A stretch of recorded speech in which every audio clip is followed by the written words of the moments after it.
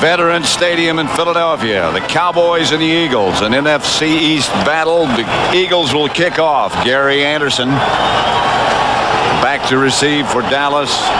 Kevin Williams and Brock Marion. Williams is number 85. They'd like for him to handle it. The ball blows off the tee. If it does it again, they'll have somebody hold it. Yeah, I always like these kickers. You know, they're the only guys that can wear a different color shoe. In other words, everyone on the team can wear black shoes or white shoes, but whatever the color is, the whole team has to wear the same color other than a kicker. So, of course, he's the guy that's going to wear one each. Born to be different. That makes sense. Line shot kickoff to Williams. Took it at about the 4, looking for some room. The Eagles have had problems on special teams, and Williams gets a good return, a flag on the play. Outside the 30, about the 34. Mark Woodward made the stop on Kevin Williams.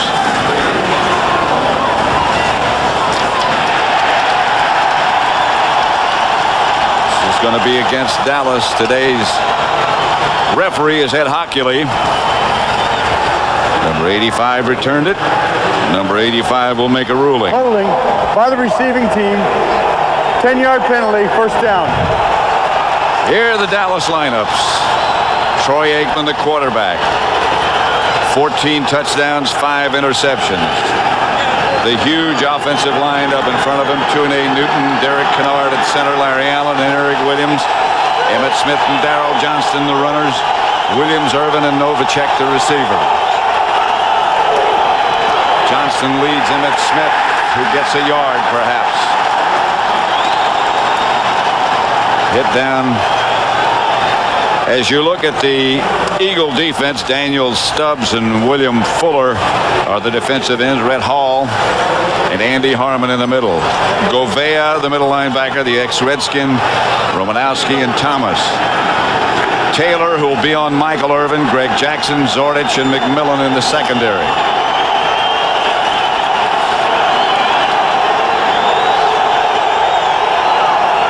Second down. Aikman to throw it. Out of the pocket and down is Aikman. Hit by Stubbs and Rhett Hall. Hey, this is a pretty good defensive tackle combination with Andy Harmon. He made the first play. Rhett Hall makes the second play. They get a good push, a good interior line. You're going to see Rhett Hall. He's just going to come straight up the middle. You see him. He starts up the middle, then comes from the outside. You see right here. They get Stubbs coming to the inside. Rhett Hall going to the outside. He comes right around the corner and gets a sack. A little stunt. This is what Troy Aikman was looking for. But I'll tell you, that coverage by Bobby Taylor was perfect. 3 wide receivers this time. Aikman throwing the screen to Emmett Smith. Flag on the play as Smith goes down short of the 20. Mark Woodward made the stop. You just get the feeling yesterday, being around the Eagles, the players and coaches, that whether they were going to win or lose, they were going to come out fired out today. And they sure have. And they have. Ed Hockley motions against Dallas. Barry Switzer over on the Dallas sideline in the sunshine at the moment. By the offense, the left guard, the penalties decline, brings up fourth down. That happens on the screen pass where the offensive lineman gets downfield early. On that play, they call that in the left guard. It would be Nate Newton. And so the Cowboys, John Jett will be back to punt. Rob Carpenter back deep for the Eagles. It's hard to tell what the wind is doing because it swirls so in this circular stadium. That usually is what it does. And I'll tell you the other thing, the football is not going to be easy to kick today because it's going to be hard. It will be hard. You'll need to compress it. That looked like it came off the side of Jett's foot. Carpenter. Looked like he kicked a brick. Yeah. Bill Bates down to make the stop. 37-yard punt, 6-yard return. Rodney Peete will start at quarterback for the Philadelphia Eagles. In front of him, Brooks McIntyre, McKenzie, Boatswain, and Davis.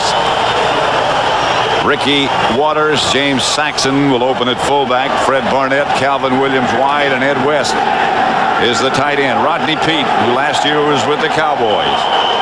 He has emerged here in Philadelphia as the starter, replacing Randall Cunningham. 1st and 10 at the Cowboy 47. Warner inside the 45, about the 43. Here's the Dallas defense. Leon Lett at defensive end, Chad Hennings and Russell Maryland inside, Tony Tolbert outside. Lett in place of Haley. Godfrey Miles in the middle, replacing Robert Jones. Smith and Edwards outside him.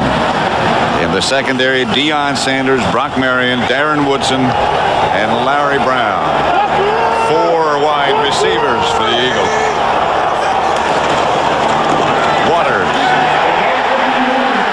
Close to a first down, about a yard shy, stopped by Brock Marion. Yeah, that's not a bad move by the Eagles here, Pat, to put in extra wide receivers, and that makes the Cowboys go to extra defensive backs, and then that kind of spreads everything out, and then you can run the trap in there. You see Guy McIntyre, 62, he just pulls. You get that whole defense spread out, then all you kind of have to do is get one guy blocked in there, and you can pick up a few yards. They'll measure. Waters has carried twice.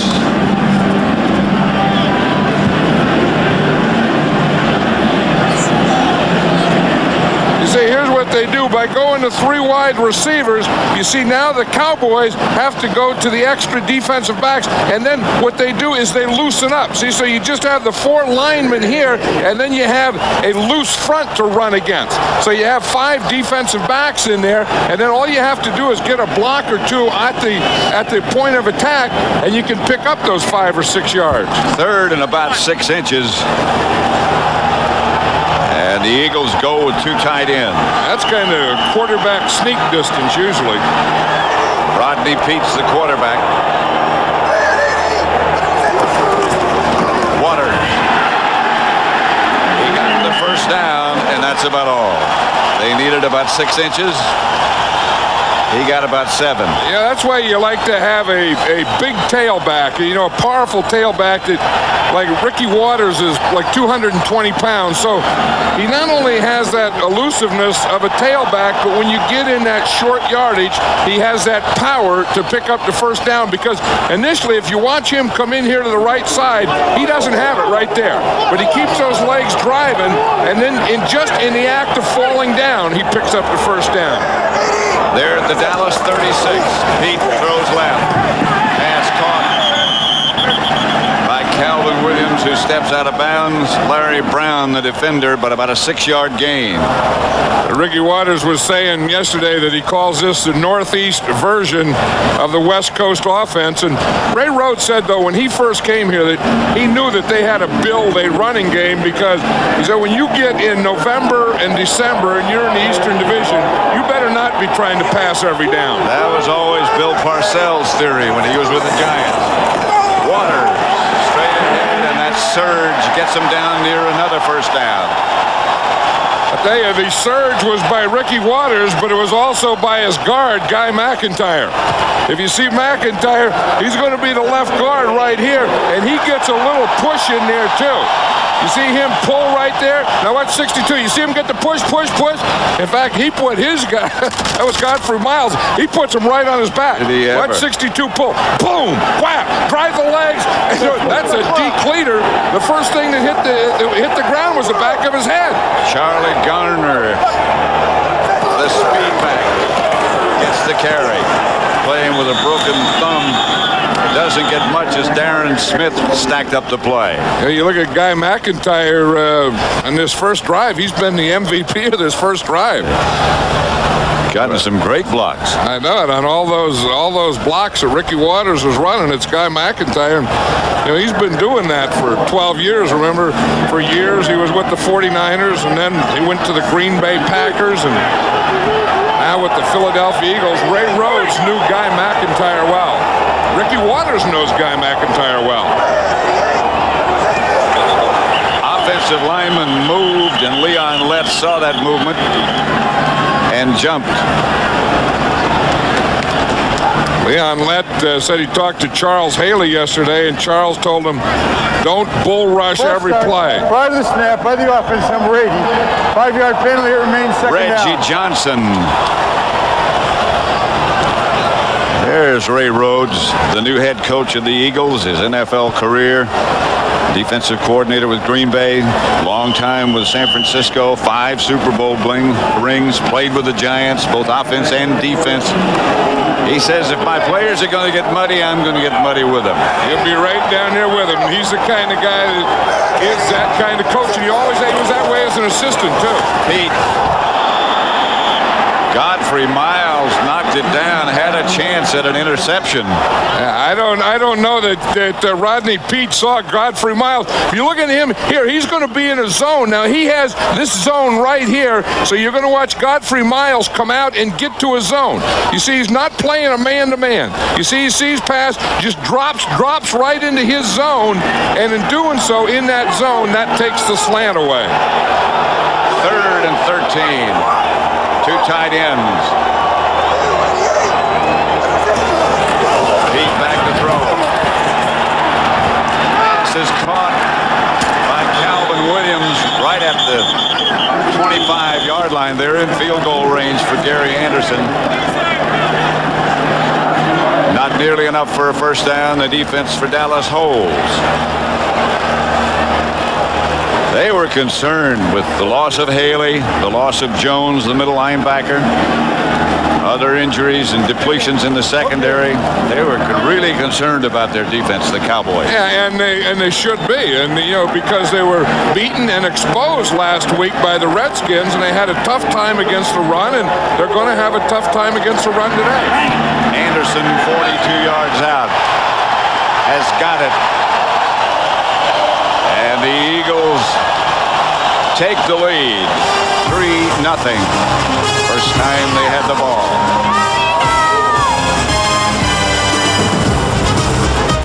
Fox NFL Sunday is brought to you by Ford and your Ford dealer. Have you driven a Ford lately?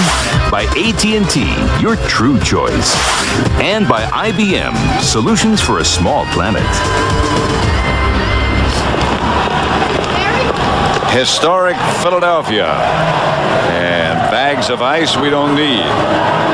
It is cold in the city of brotherly love. I would think as cold as it is, if you just put some water out there, it would turn to ice, wouldn't it? It certainly would. You know, the other thing that I wonder today, you know how the Cowboy line always sweats, and we always check, the back of their pants. I wonder if it ever gets to be a degrees, like you get none degrees, if you can still sweat.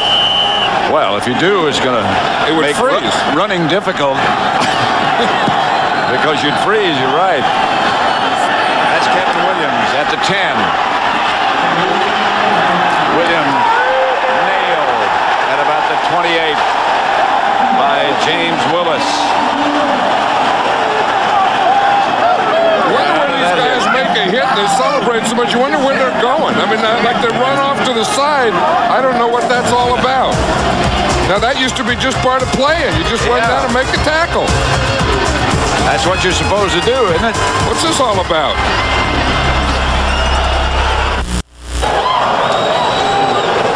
At Veterans Stadium in Philadelphia, the Eagles leading the Cowboys 3-0. We're in the first quarter. 8:40 left to play in the first. And Deion Sanders in at wide receiver for the Cowboys. He goes left. Michael Irvin comes right. And Mark McMillan goes out there with Deion Sanders. Emmett Smith gets the carry. Out to about the 32, tripped up by William Fuller. Well, then Deion Sanders is going off now. He has one play. The first play, he comes in. Everyone's watching, pointing. Deion's in there. Yeah. Who's going to take Deion? McMillan goes from left to right, the whole thing, and they run the ball up the middle. I wasn't watching him. Did he get a key block? No, he didn't get any block. He just kind of jogged about 1/4 speed off the line of scrimmage and stood and watched the run. 2nd and 7. That's Novacek, the move man. Emmett Smith, the ball carrier. Right now for A McDonald's game break. Let's send you back to our studio and JB in Hollywood. Hey, Pat, 49ers making an early statement. Jerry Rice actually dropped a touchdown pass on the previous play. Young goes to another weapon. Derek LaVille, 4-yard touchdown pass. San Fran up 7-0 early in the first. Back to Pat and John. Remember when those two teams first played, John? Carolina and San Francisco? Out in San Francisco's home, Carolina won. And that was talk about a surprise. There's no one that saw that one coming. Of course, Steve Young wasn't the quarterback then. That's very true. Aikman to throw it. Now he's going to take off. And Aikman will have the first down at the 40. Daniel Stubbs chased him down. That's something that Troy Aikman hoped not to have to do. Yeah, because he has two bad knees, and he has two bad knees and two bad calves. In fact, tomorrow he's going to have an MRI on one of his knees. He thought it would get better, and it really didn't get better. And he said that he's going to have an MRI tomorrow. But you see, this is just good coverage. I mean, he was trying to throw to the right. He went through a couple of reads, and there was nothing there. And Troy Aikman ran that time about as far as he could. Yeah, his legs wouldn't take him anymore now. He flat said, I can't run. Pass is caught by Michael Irvin at the Eagle 40. Bobby Taylor on the stop. That's going to be a matchup all day. Yeah, and Ray Rhodes wants Bobby Taylor to be physical with Michael Irvin because he knows that Michael Irvin is going to be physical with the rookie Bobby Taylor. That's a heck of a catch he made. I know it. He does make a heck of a catch. Watch here. You know, this is the last play. Here's the one that Troy Aikman is running, and he's just trying to keep his knees on the ground, but he just looked like he just ran out of whatever he had in him. He goes. Something gave way. I think that run took a little out of him, Pat. Yep. And that was just because he really is hurting. I mean, he's hurting coming into this game, and he was just trying to get out there to the handoff, and he couldn't reach out there. You're going to see him come out. He's trying to make a handoff to the left, and you see he just comes out there, and he just tripped over his own guy. Yeah. Darrell Johnston, I think he tripped over. Oh, it was one of his own men there, and he just went face down. Yeah, those knees are very fragile. Aikman back to throw it. Michael Irvin again. Kurt Govea made the stop on Irvin. Yeah, and this is when these offensive linemen become very important because Troy Aikman today cannot take a lot of hits, and he needs these guys. He needs Eric Williams and Allen and Kennard and Nate Newton and Mark Tuinei.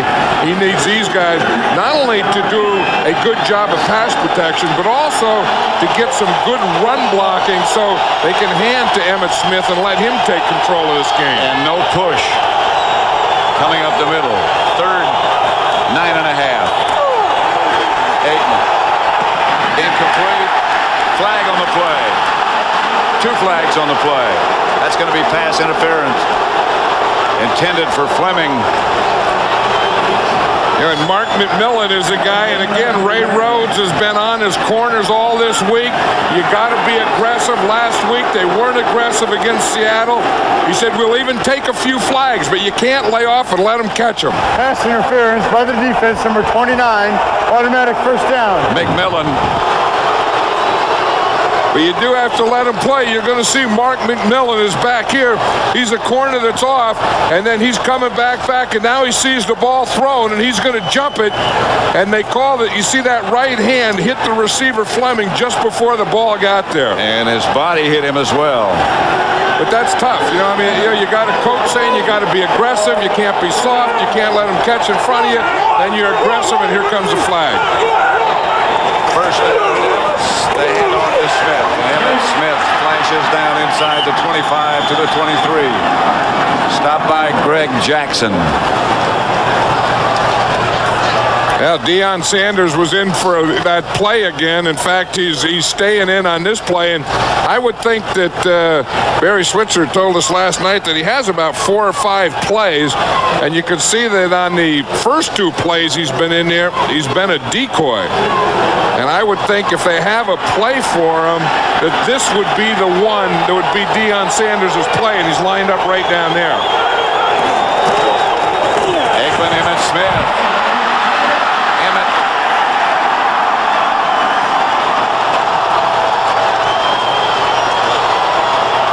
I don't know what Michael Irvin is doing, Pat, but he's running all the way back yelling at his own team's bench.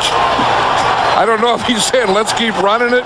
Let's keep Deion in there. Let's take Deion out. But whatever he did, he ran like 20 yards back to his bench and was yelling at the sideline of the Cowboys. Emmitt didn't look like Emmitt last week. But he feels a lot better last week than this week than he did last week. Sure does. Emmitt again.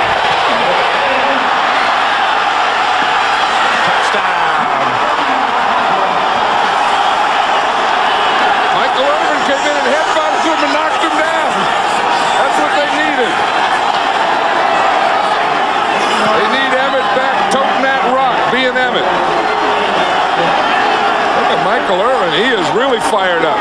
But the guy that made a nice block on that was the Moose, Daryl Johnston.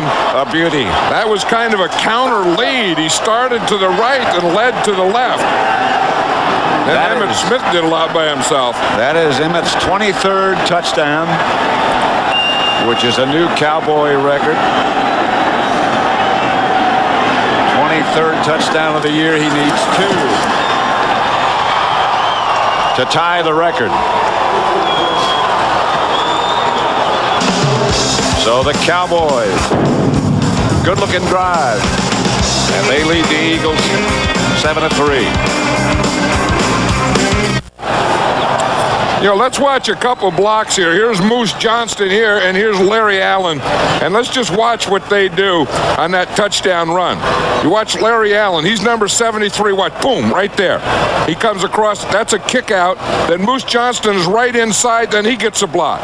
You see one more time, the kick out by the guard, the lead by the fullback, and then some good running right at the end. Just lower your shoulder and put it in the end zone. You see that block by Larry Allen? He just ran right through on William Thomas. Witherspoon on the return outside the 40 where the Eagles will take over. Dallas leading 7-3. 2:55 left to play in the first quarter. It is cold at Veterans Stadium. The Cowboys lead it. Fox NFL Sunday is brought to you by Dr. Pepper, your local Dr. Pepper bottler. Dr. Pepper is just what the doctor ordered.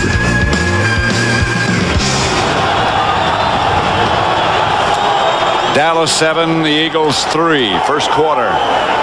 3 wide receivers. That's Ricky Waters, the ball carrier. Cut down at about the 45. Got a couple. See, Art Monk is in there now, Pat, and he has 180 straight games with a catch, which is an NFL record.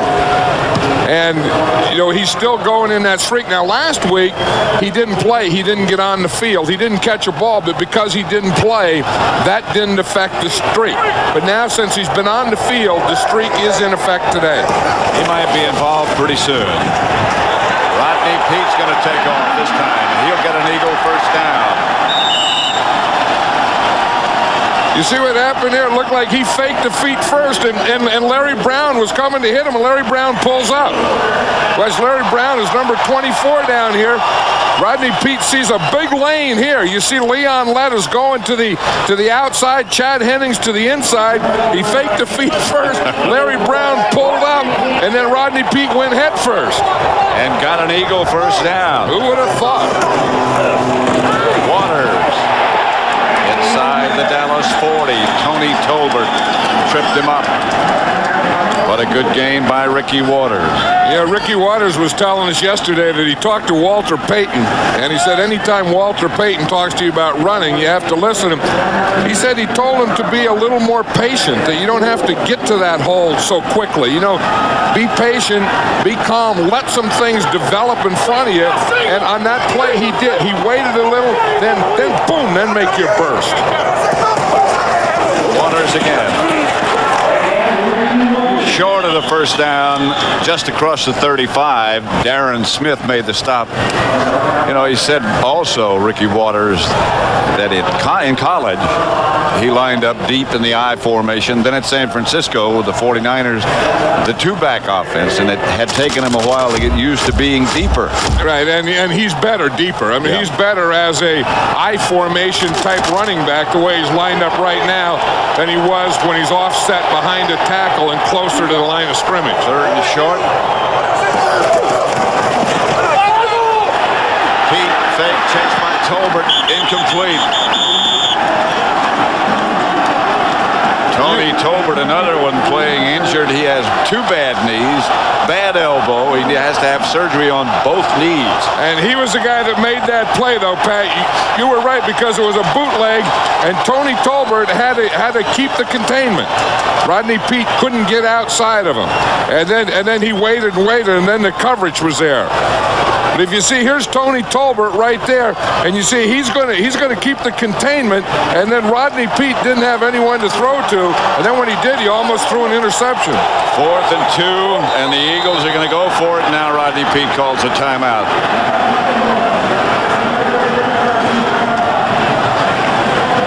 There's a guy who said to us yesterday, I thought I could still play. I wanted not to be a backup for the rest of my career. This looked like an opportunity in spite of the fact that Randall Cunningham had been so established here, and he's done a heck of a job. Well, he knew that the Eagles, you know, at the end of last season didn't do well, and there may be an opportunity. He said he knew coming here that there was going to be an opportunity. He wasn't sure when it was going to be. But he said, you know, at Dallas, playing behind Troy Aikman, he felt that he had no opportunity whatsoever. And I think he made a good judgment. There's Cunningham, yes. Remember, just a couple of weeks ago, Rodney Peete had a few problems, and they put Randall Cunningham in, and he played a couple of series, and then Ray Rhodes put Rodney Peete back in, and they won the game. And Rodney Peete, at that point, let his unhappiness be known about being replaced. Yeah, I think this is a good call here. I mean, they're on the 35-yard line. It's really, to me, that's too close to punt, and it's too far for a field goal. And you're playing the NFC champion. I mean, you have to go after it. Water. I don't think he made it. He made it. Brock Marion tripped him up. Now that's as excited as we've seen Barry Switzer in a long time. That's as excited as we've seen a lot of these Cowboys in a long time. They got very excited on Emmitt Smith's touchdown, and they got very excited on this 4th down play. Again, Guy McIntyre pull, and Ricky Waters just has to break it to the outside, and Brock Marion just got him by the ankles where he couldn't get that extra flop for the first down. But I think that was a good move. I mean, I think that was a play that the Eagles had to do, and you take it and you run it and you give it to your best guy. 1st and 10, Dallas at their own 35. And here's Emmitt Smith. I'll tell you who's happy now, Pat, is Nate Newton. You know, Nate wanted more running last week. He wants more running today. He said he was on the airplane coming down here, and he was sitting with Emmitt Smith, and he said, hey, I just want to see you tote that rock all day. And he said if you don't feel... Face mask by the defense, number 36. 5-yard penalty results in a first down. He said if you don't feel 100%, don't try to tote it. Right, but here's the deal. I mean, you get a thing like that. Again, Larry Allen pulling. Nate Newton started the hole. He made the right side of the hole. Larry Allen pulled around and made the left side of the hole, and that was bigger than a hole. I mean, that was about 5 holes those two guys made. It's a first down for Dallas right at midfield as the first quarter ends with the Cowboys ahead 7-3. At 7-6 Central on Fox. Right now we're at Cole Veterans Stadium at Philadelphia. Completed one quarter. The Cowboys on a touchdown run by Emmitt Smith leading 7-3. And Troy Aikman was on the sideline, and he just came running into the huddle late, Pat, and he came running into the huddle with Deion Sanders, who's lined up down here in the left side. And I would think this has to be a play that he's involved in. Emmitt Smith. And Emmitt tripped up by Govea. Yeah, I would say Emmitt looks like 100%. And then he's reestablishing that line too. I think when the Cowboys lost Ray Donaldson, that was a bigger loss than anyone imagined, because he had really blossomed into a big part of this offensive line. Derek Kennard starting his second game is going to be a little adjustment for him in there. Second down. Smith again. To the 35. First down. Stopped by Andy Harmon.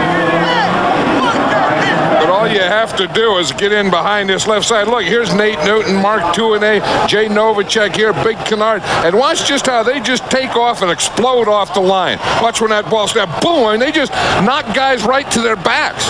And then the first time that Emmitt Smith is touched is about 10 yards down the field. And the offensive line loves this. I mean, this is good hitting weather. This is good offensive line weather. They love this kind of stuff. Emmitt Smith again. Left side again. Stopped by Rhett Hall. And this is the biggest offensive line in pro football. And of course, when they get a Derek Kennard in there, then that makes him a little bigger. And they can be a devastating weapon. And there was one of the guys that they've just beaten on right there. That was Rhett Hall, who made that last tackle. You can see this. Look at this. I remember years ago when you never wanted to admit that anyone was over 300 pounds. Now the Cowboys' offensive line averages 323 pounds. We had a coach, if you got anywhere near 300, you didn't know your exact weight. It was always about something. Fox NFL Sunday is brought to you by Volkswagen. On the road of life, there are passengers and there are drivers. Drivers wanted by Dr. Pepper and your local Dr. Pepper bottler. Dr. Pepper is just what the doctor ordered. And by Red Lobster for the seafood lover in you. There's Rhett Hall, who was just injured on the last play over on the Eagles sideline, being checked out. That could be an accumulation of injuries, Pat. He'd been going head up there with Nate Newton and Larry Allen and Derek Kennard. Aikman, as the Eagles coverage is good again, he can't find anybody, has to take the ball and go straight ahead with it. And down he goes. And if you look at the coverage down here, you see they're going to play Bobby Taylor, the rookie, on Michael Irvin. Because Ray Rhodes said last time he played little guy on Michael Irvin, big guy. This time he's playing big guy on big guy. So you get that coverage along with this pressure. You see Fuller's coming in from the outside off of Eric Williams, and then when he goes to step up, the middle is collapsing on him. 3 wide receivers, 3rd and 11, beg your pardon. Here's Aikman. Again, the pump fake. Novacek. It is Novacek. First down, Cowboys. For McDonald's game break, let's return again to JB in Hollywood. Pat, in Houston, a courageous Chris Chandler playing with mono. But look at this outstanding grab by Hayward Jeffries. Corner of the end zone. That ties it up against Detroit at 7. Let's take it back to Pat and John. Back at Veterans Stadium. Novacek. He made a heck of a catch there because Daniel Stubbs was hitting Troy Aikman just as he threw that ball, and that took a little off it, and Jay Novacek had to take that one off his shoelaces. Smith. Emmitt Smith out of bounds at the 13, knocked knocked out by Bobby Taylor. Boy, did Daryl Johnston make a block again there. You talk about, we've seen him where the guards lead, we've seen where the fullback leads, but watch Daryl Johnston. He's going to be right here. Here's Emmitt Smith, who's going to end up with the ball running it to his right. But watch the block right there. Boom! He's going to take his guy down right there, and look at the hole that they create.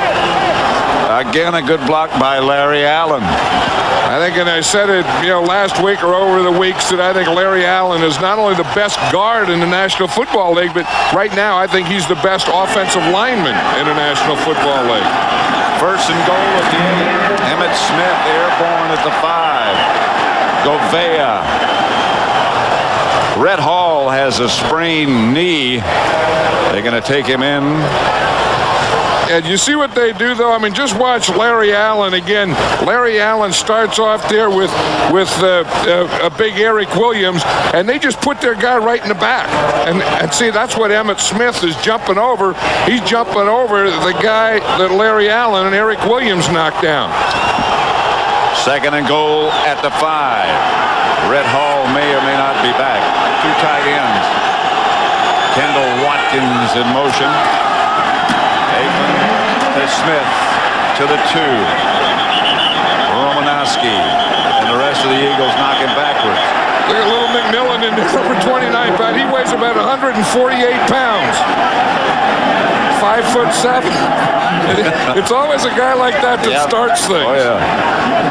Remember, even in grammar school, it's always some little guy, there's a big pile. You come in, boom, he'll punch the one and then go out the other end. Like you said, as you've said often, he's been little all of his life. Yeah, right, and he's started things all his life. He's one of those scrappers. If you're going to play pro football at about 5'7", 150 pounds, you better be a scrapper. Ron Stone lines up as the left offensive end. He reported, he has to, of course, as Aikman calls a timeout and heads for the sideline. 7-3, Dallas leads. Back at Veterans Stadium in Philadelphia, Pat Summerall with John Madden. Emmitt Smith on this drive has carried the ball 7 times for 47 yards. Almost a 7-yard average. Third and goal at the 2. And if he scores here, he's going to tie a record. Emmitt is the deep back. Daryl Johnston in front of him. 2 tight ends. Emmitt Smith. Well, no record yet. Ronnie Dixon. Ronnie Dixon got that penetration on 3rd down. We're talking about a record, Pat. This is the record that he's trying to tie. That's John Riggins. Remember those days? Oh, boy. The Hogs and... Do I? Here's Boniol to try. He's only missed 1 field goal all year long. As a matter of fact, he's missed more extra points than he has field goals. 16 consecutive. 17 in a row for Boniol. What a year he's had. Our Aflac trivia question. Ray Rhodes is one of 6 current head coaches who was an assistant coach under Bill Walsh. Who, the question is, are the other 5? Ray Rhodes is one of 6. Who are the other 5 under Bill Walsh? Yeah. Back at Veterans Stadium in Philadelphia, field goal by Boniol puts the Cowboys ahead 10-3, and we have a very distinguished visitor in the booth with us, Mike Tyson. Boniol's kickoff by Witherspoon at about the 11. Found some room. Flag on the play. Witherspoon got it out to about the 37-yard line where the Eagles would have started. But usually this flag means they'll take it back toward the Eagle goal line. No. Beg your pardon. Face mask. Looks like against Dallas. Nope. I'm wrong again. He's wrong. I'm sorry. Mike Tyson, you can't make that kind of adjustment that quickly, can you? Not at all. Hey, well, you were staying at the same hotel with the Cowboys last night, huh? Some of them come up to see you in your room? Yeah, we had Emmett was up there, Dion was up there, Michael was up there. Man, it was a ball. I had a great time. What'd they have to say? How'd they feel about today's game? They felt good about it. They were confident. I told them they had a rough time, but they were sure that they were going to prevail. Did they ask you about how you're going to do next Saturday? I let them know. I made it sure to them that I'm going to do well. Did they assure you that they were going to do well? Yes. I tell you, those are great players when you're talking about those guys. I mean, they're not only some of the best Cowboys, but they're some of the best players in this league. That was a 15-yard face mask penalty, so the Eagles now have the ball in Dallas territory at their 49. Saxon moves up to the left. Garner and Waters. Pete in the direction of Charlie Garner. Mike, you follow football? I follow the players. Are you a Cowboy fan? I like players on the Cowboys. How about, yeah, and then the thing you learn, you know, traveling around, is you always have to be the fan of the town that you're in. So you're here in Philadelphia, training in Philadelphia, going to fight in Philadelphia. You better be a Philadelphia fan for a while. Well, that's not true, but I love Ricky Waters. Well, I guess if you're then you don't have to worry about it being a fan. But I do everywhere I go, and they say who's going to win or who you're a fan. I always say that the home team. Yeah, the home team, where I am. Pete's pass complete to Calvin Williams. Dixon Edwards knocked him out of bounds. Look at the heat on Rodney Peete. This is the thing that they have to get from that backside, you know, and you see Leon Lett getting there. He's the guy that, you know, has moved from tackle to defensive end, taking Charles Haley's place, and this Dallas defense is really going to miss Charles Haley. Well, they don't really have anybody else who can rush the passer. Well, unless Leon Lett as a right defensive end becomes that guy. That's Ricky Waters. He got a couple of yards, not much more. Hey, Mike, is there anyone out here that you see that you think could be a boxer? I mean, could Ricky Waters be a heavyweight, you think? No, I don't know. I was discussing that with the guys in the room the other night. They were talking about Hightower, I believe it was, right? Yeah. And Hightower House Smith, I forgot the guy that boxes occasionally. Right. It was Too Tall Jones. Remember when? Yeah. He was a defensive lineman for the Cowboys. Then he tried to become a boxer, and then he went back to football. That didn't work. Yeah, but I believe they have to start that at a younger age. You know what I mean? I think you have to get groomed into it. I think it's very difficult to be at 34 and then you try to compete with guys who've been doing this for 10 years. Yeah, the guy was Highsmith is who it was. Yeah, he was a running back. Yeah, Alonzo Highsmith. Alonzo Highsmith, yeah. And he got out of football and he tried. No, I agree with you. I mean, whatever you are, you have to be that at the young age. And whether it be a fighter or a golfer or because I personally, I wouldn't want to be in there. I don't blame you. I wouldn't want to be in there with this You're guy. very wise. No, but then and then conversely, I mean, you would get out there, you could do that, but if any one of them got in where you get in, they wouldn't want to be there either. I think it'd be disastrous, yeah. 3rd and 8. Peete chased and hit by Tolbert. You wouldn't want to be Rodney Peete right there, would you? Because if you add that up, I mean, that's about 1,200 pound a guy. When all these guys get here to the quarterback back here, that's going to be about 1,200 pound a guy hitting them, fall down. See, there's 3, and then boom, another 300 comes on. Well, I think basically this new rule they have by protecting the quarterback is ridiculous.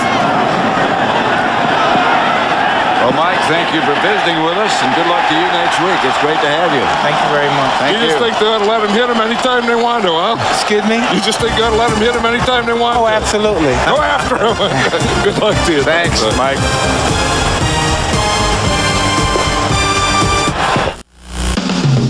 Fox NFL Sunday is brought to you by Oldsmobile.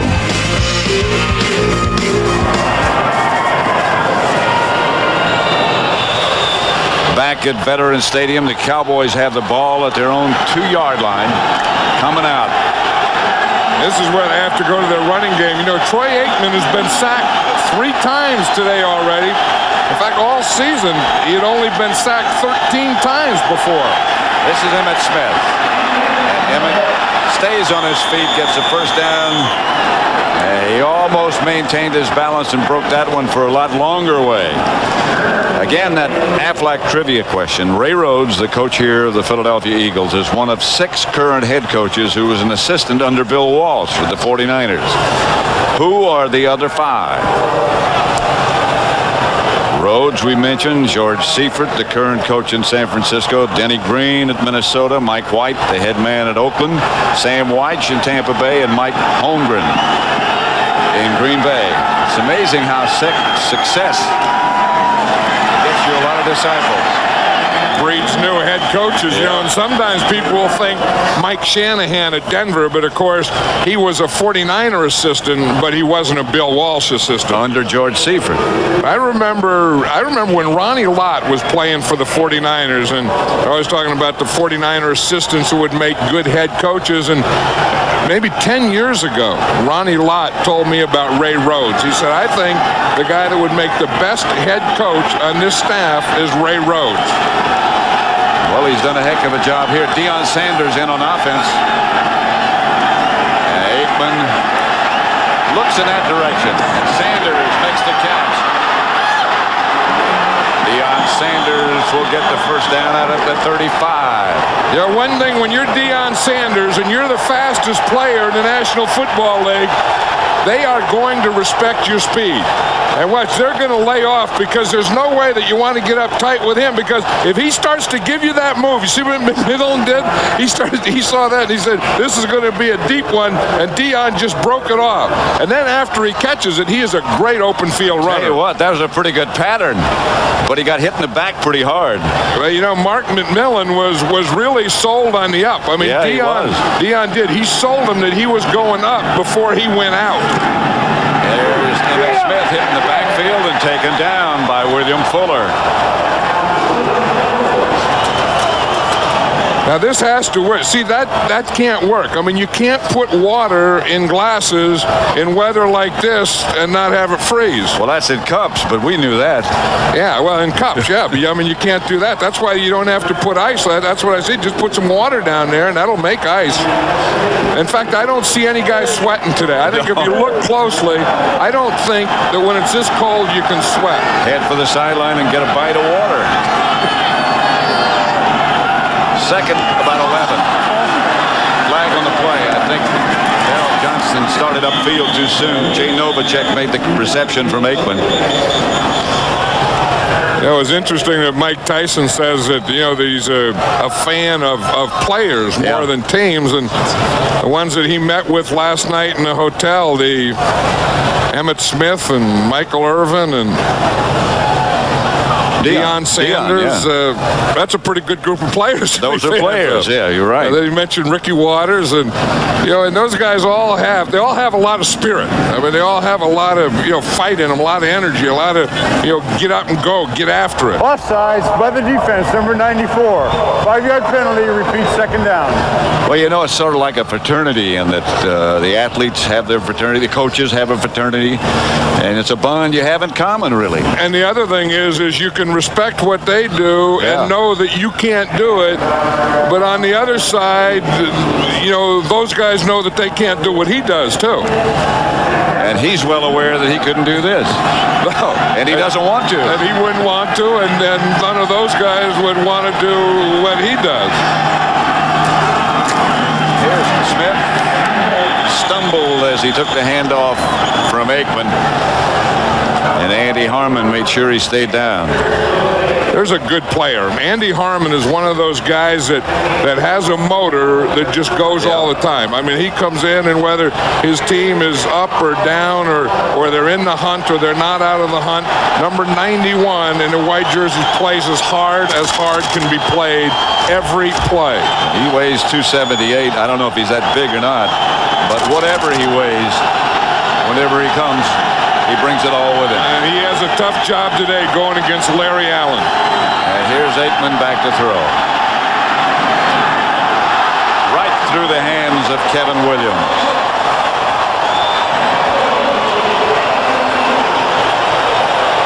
The play did well. He was open. Pass was there. And remember last week where Troy Aikman got upset with Kevin Williams when he ran a wrong pattern. When he ran a wrong pattern, I think he may get a little upset with that one. That's his first incomplete pass, number 8. Because he had, good pass protection on that. He had a good pattern. Kevin Williams was open. He made a perfect throw and just went right through his hands. Although today is not a great day to be catching footballs. John Jett's punt takes a cowboy bounce and still runs toward the Eagle goal line. Finally is down by Charlie Williams. This Friday coming up on Fox. Don't forget the X-Files. A child could bring peace to the planet or unleash hell on earth. Judgment Day is here on the brand new X-Files, Friday at 9, 8 Central, right here on Fox.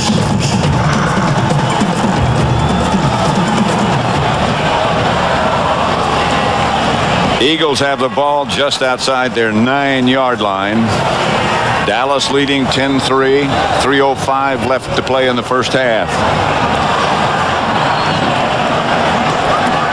Charlie Garner's in there now at that halfback spot. Expect to get him as a change of pace.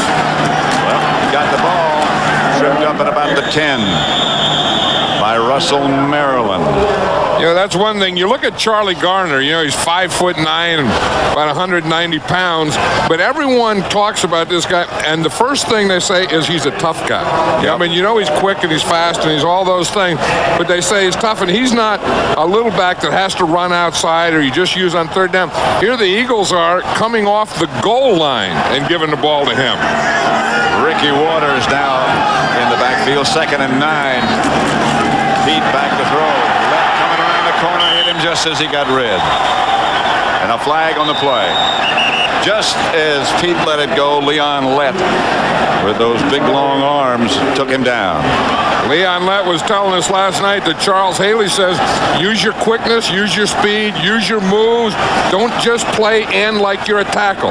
Don't do everything a bull rush. Pass illegally touched an ineligible receiver on the offense, number 69. The big cat. The foul was loss of down. Goes about 295, and he can move.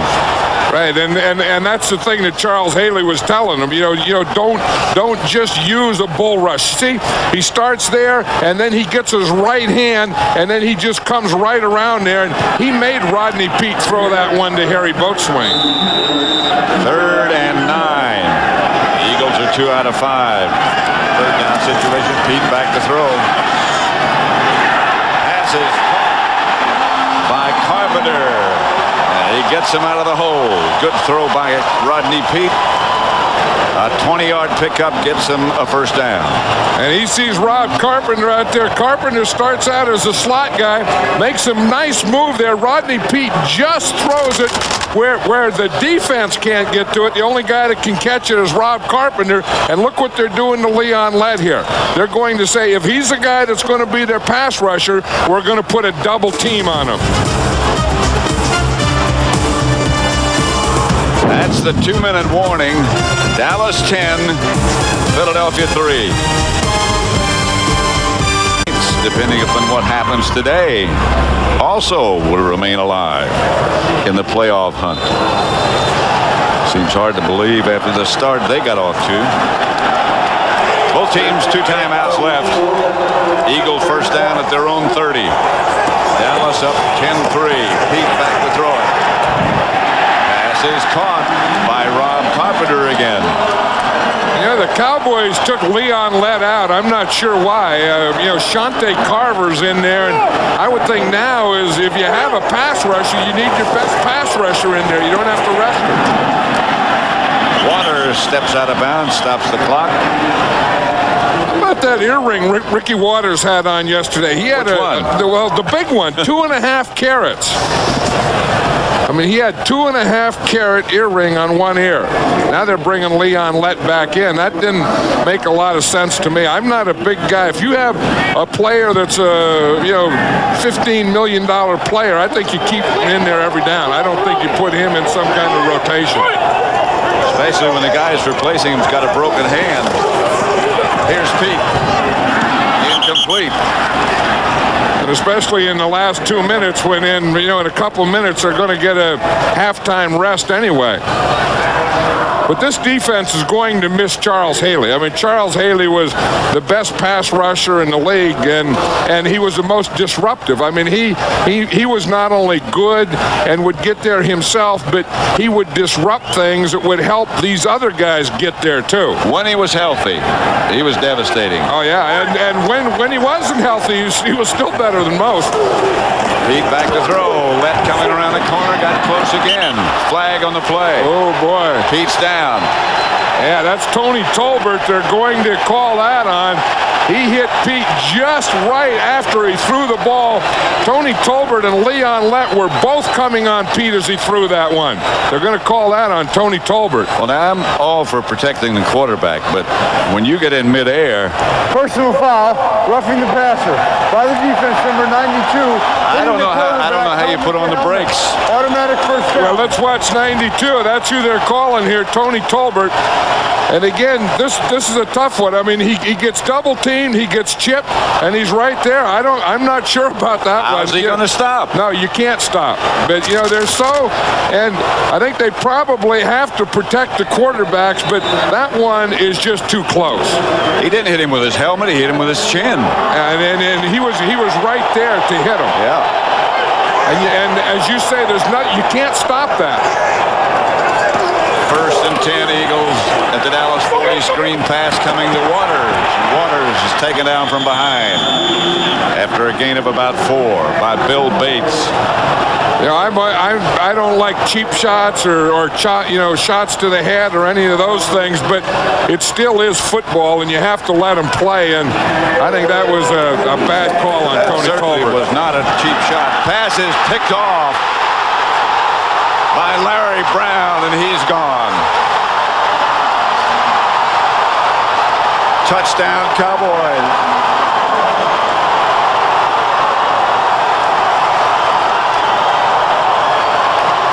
62 yards by Larry Brown with the interception. That was one of the things. Here's Larry Brown here, and he's going to jump that out. You see him looking back. He's looking at Rodney Peete, and there he is. He jumps it. He can either go to hit the receiver when he catches a ball, or he can go to an angle to jump in front of it. Larry Brown gets the jump and jumps in front of it, and like you said, puts that left hand in there and intercepts it one-handed. That's what you always have to worry about, that quarterback that sits back there and baits you a little. I think Larry Brown baited Rodney Peete into that throw and then went for the interception. Bonio for the extra point. Novacek's the holder. Extra point is good, and Dallas leads 17-3. 62 yards by Larry Brown with the intercepted pass by Rodney Peete.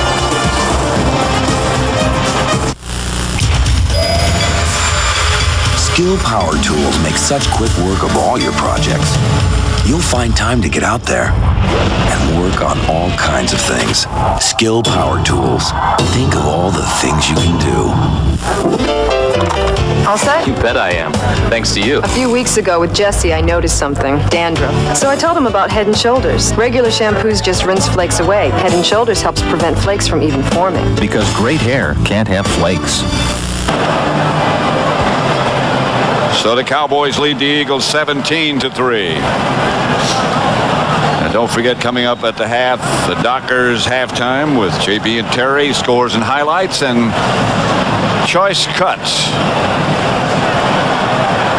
That's all coming up at the half as the Cowboys prepare to kick off. Chris Bonio and Derek Witherspoon deep for the Eagles. Isn't it interesting how momentum changes? The Cowboys have a penalty against them. The Eagles are moving, and then maybe threw one too many times, throw an interception, and the Cowboys score. Witherspoon at the 5. Cut down at the 25. Candace Bryce. You know, on that touchdown, you're going to see a blitz here. Then you're going to see the lineman drop out. This is what you call a zone blitz. You see, both the defensive tackles drop out. See, they bring Woodson, and then they drop both of the tackles out. So now it looks like man, but you have zone. So Larry Brown is going to have some help deep. So now he can undercut that out. He can jump in front of it because he has a zone playing in behind him. Pete to Ricky Waters. Bill Bates on the stop. I'm sure Ricky Waters is saying we should have stayed with the run on that last drive. I know earlier he was saying they should have went to run on 3rd down instead of 4th down. Pete's throw is high, intended for Carpenter. Flag on the play.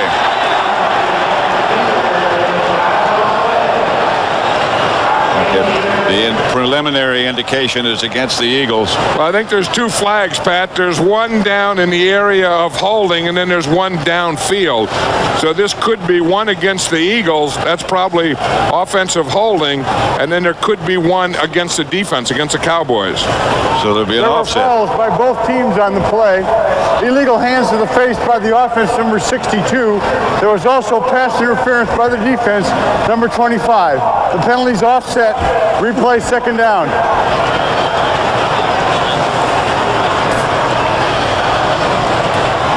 Remember on this play here, the touchdown again. Watch Woodson, number 28, Darren Woodson. He deflected that ball, so that took a little off it, and that helped Larry Brown get that interception. 2nd down, flag on the play. Pete will go through with it. Free play, pass complete. Carpenter made the reception. I think the guy that jumped off sides for the Cowboys, I think that was Shante Carver. Again, you wonder if the Cowboys are, rotating these defensive linemen because they think that Leon Lett needs a rest because, again, he'd been out for 4 weeks before last week. But when you get the last 2 minutes, I still don't believe it. By the defense, number 96. Well, Tony Tolbert's getting a rest too. Play results in a 1st down. Urban McCormick's taking his place.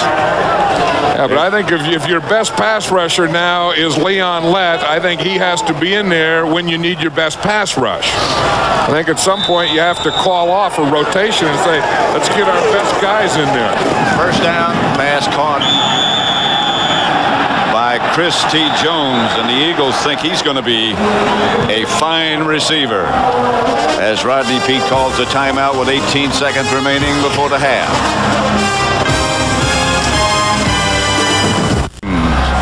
For the game and time in your area. Dallas 17, Philadelphia 3, 2nd and a yard with 18 seconds left. Flag on the play as Peete gets it to Calvin Williams. Darren Woodson dragged him down from behind, but a penalty down. Yeah, I think that's the Cowboys offside again. Yep. I think that time it was Tony Tolbert, but they're having some trouble with that snap count, and whether Rodney Pete's giving them a hard count or changing up the count, the Cowboys are having... Offsides by the defense, number 92. The penalty is declined. Play results in a 1st down. Tony Tolbert jumped off sides. They should be used to Rodney Pete's cadence because he spent all of last year with him. Yeah, and but sometimes it gets so cold down there that you don't want to. If you stay in your stance too long, you're going to freeze in your stance, so you got to get the heck out of it. Peete back to throw it. Pump fake. Going deep. Hits Fred Barnett. He's knocked out of bounds by Scott Case. I think that's the first time he's thrown to Fred Barnett. Here's Barnett right down here.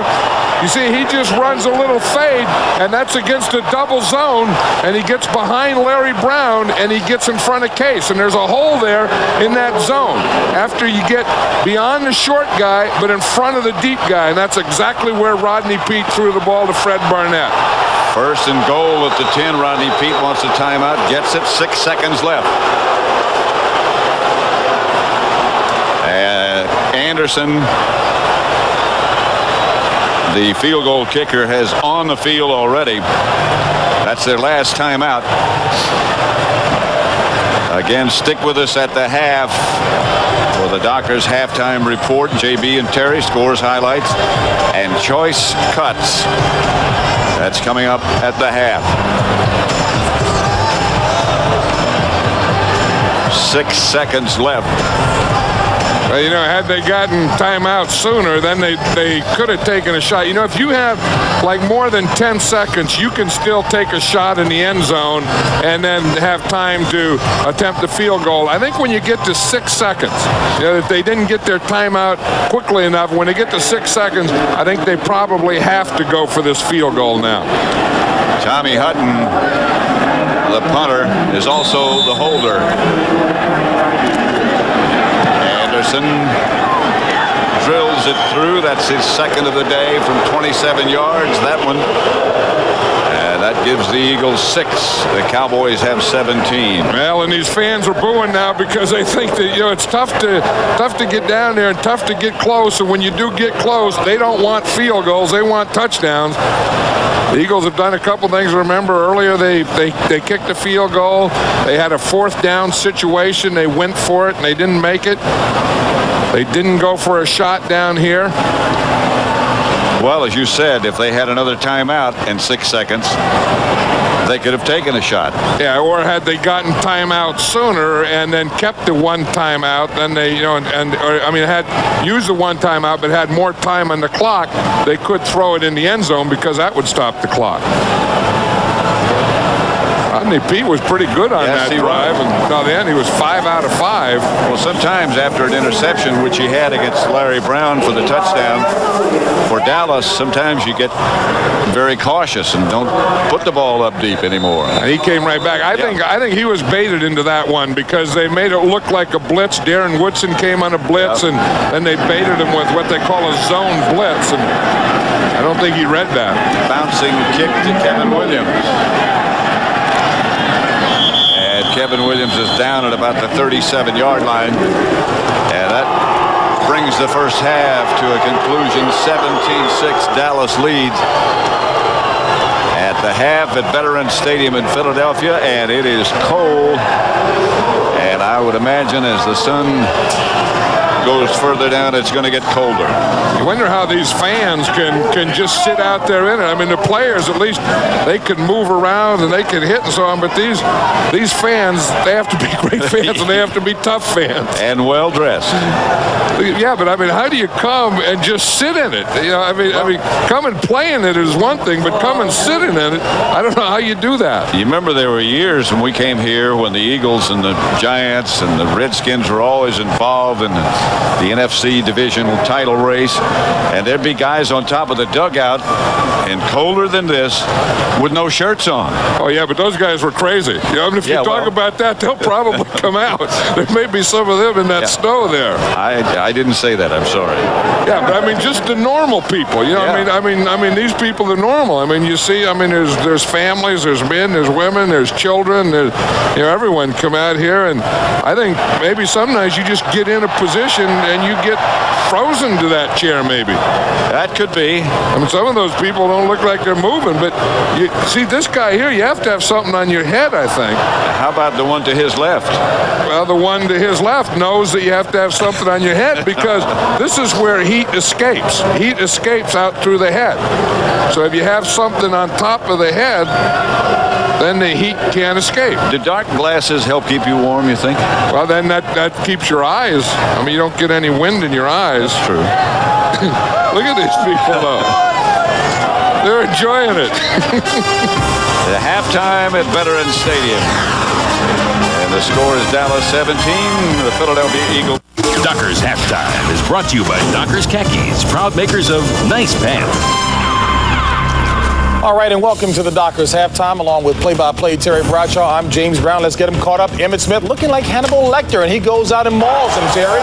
He does. He eats up a lot of yardage on this one, JB. As he goes around the left side. Emmitt's 23rd touchdown rushing on the year, just one shy of tying the NFL record set by John Riggins of 24. Cowboys up by 7. Ball tipped by Darren, by the strong safety Woodson. There it is, picked off Larry Brown, 65 yards. Return for a touchdown, Cowboys, plus a Bonio field goal control. Cowboys 17-6 at the half. Smith 98 yards in the first half. Steve Young and the Niners not about to let Carolina do it again. Steve Young with over 200 yards passing into the first half. Derek Lavelle, 4-yard touchdown out of the backfield. 49ers up by 7. Pump left. Safety gets out of position. Turn around. J.J. Stokes, where are you? End zone. 20-yard touchdown reception. 49ers all over Carolina. 21-3. Other scores, Chicago continuing to struggle on the road as they've done in December and January since '87. 16 straight losses. Boy, Morton Anderson, a 55-yarder, a 51-yarder, and they wouldn't let him try a 45 last week, leading at 9-0 over the Saints. Steve McNair thought he'd get some time today, but no, Chris Chandler at the helm. Chris Chandler, yes, but Scott Mitchell, Herman Moore, touchdown reception, number 13 on the year for Moore, number 27 for Mitchell, breaking Bobby Lane's club record of 26. Now Chandler back, had mononucleosis, got out of the bedroom, out of the hospital room, finds Jeffries, ties the game, but back comes Barry Sanders, touchdown run, going over to the right side, a 9-yard gallop.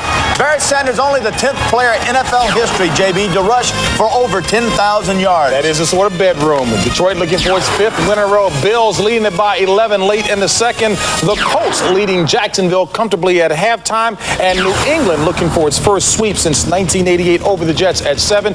Terry is great in the kitchen. We'll show you his choice cuts when we come back.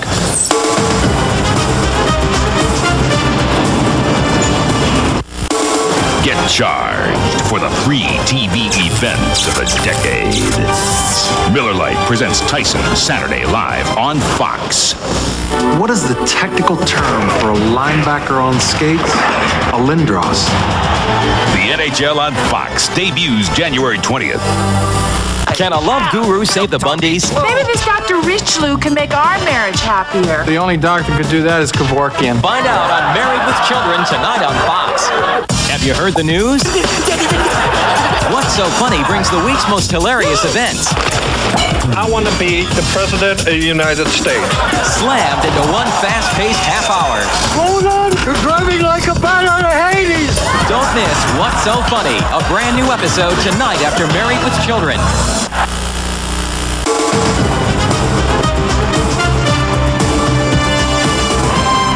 And welcome to Hollywood for the Dockers halftime. You know, although we're into the month of December and it's a little chilly out, the action is awfully hot.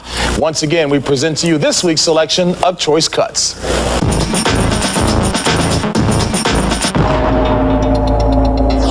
Right to the 10. Oh, he's going to throw one across the field. And it's caught over there. Coming up over the 20, 25, 30. Watch out to the 40. It's Smith. 50. He's all alone. Here he comes. And it's a handoff to Holmes, who is smacked. The ball is fumbled. 49ers pick it up. Puts on the distance. Downfield to the 30, to the 40, to the 50. Woodall being chased. Can he get there? He's down to the 20, 10, 5. They can't catch him. Mario Bates breaks free. Stiff arms his way free down the sideline with Ty Law to beat. Wow. And he gets behind him, and this will be a New Orleans touchdown. Oh, what a call. Metcalf to the 5. Touchdown, Atlanta. Dances away to the 40, to the 35. Herman gets free. 25, 20, 15, 10, 5. And he takes it in.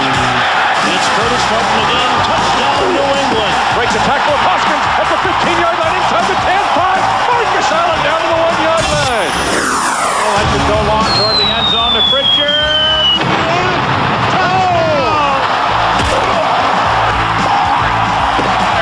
The throw goes to the end zone of Martin. Went early. Touchdown, New Orleans. Marino. Touchdown. Touchdown, Miami. Well, you know, Marcus Allen is truly an ageless wonder, so much so he's got Terry Bradshaw thinking he can go back and play. More Dockers halftime after this.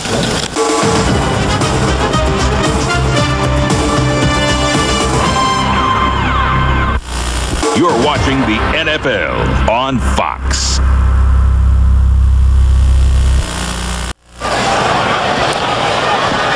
The halftime score at Veterans Stadium in Philadelphia. The Dallas Cowboys 17, the Eagles 6. First half statistics.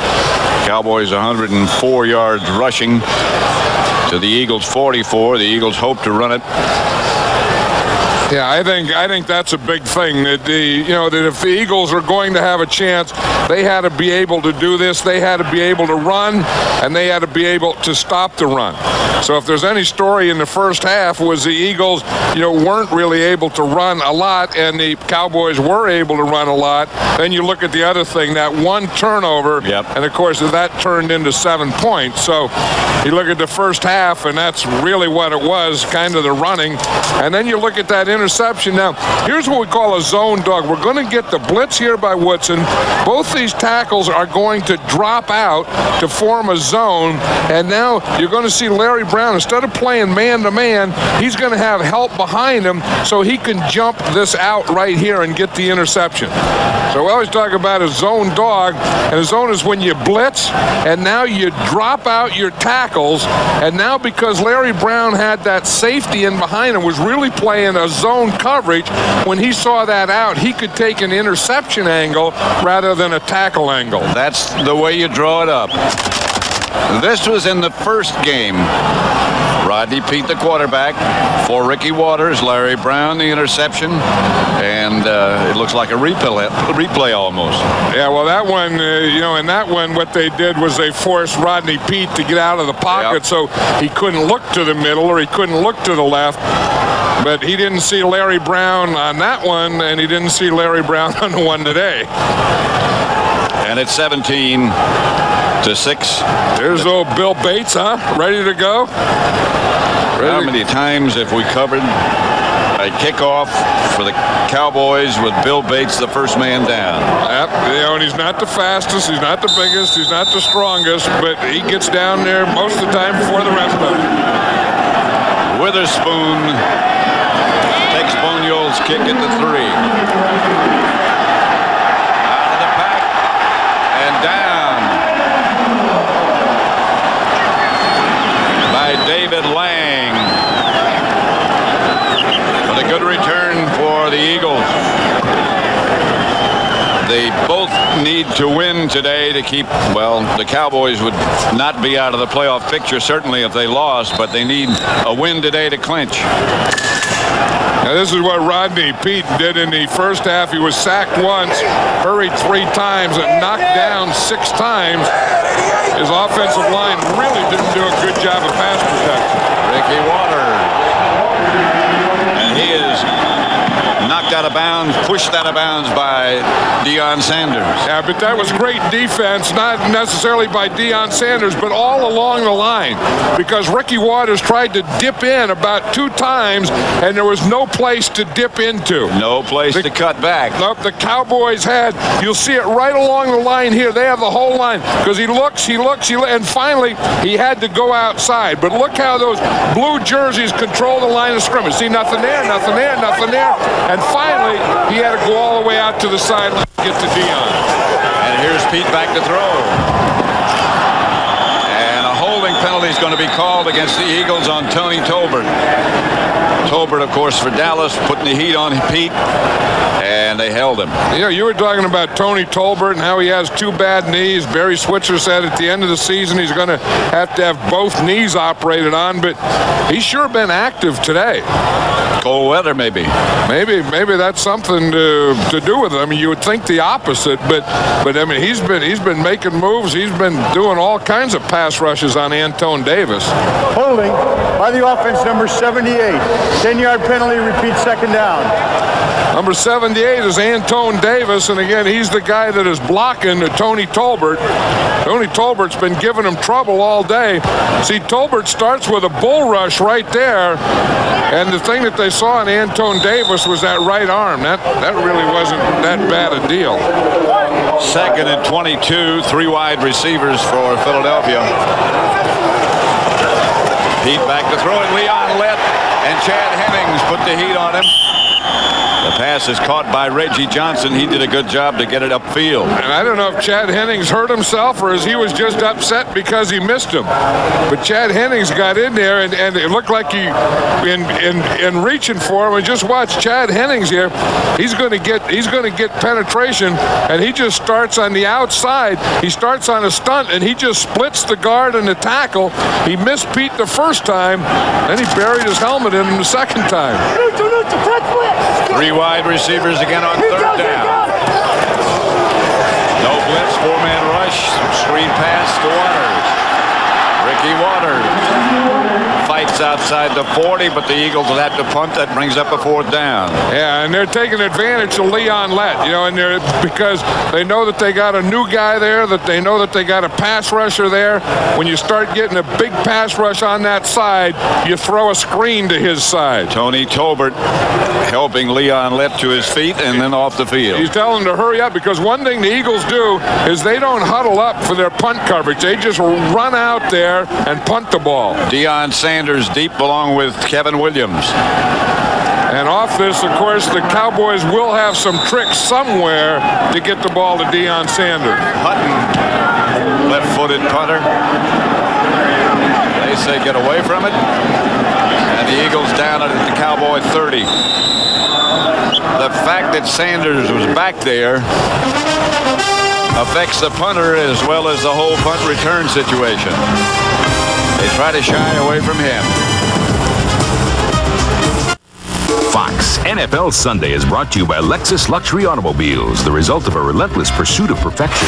By EA Sports, makers of NHL 96. If it's in the game, it's in the game. And by DirecTV, it's personalized TV. Back at Veterans Stadium in Philadelphia.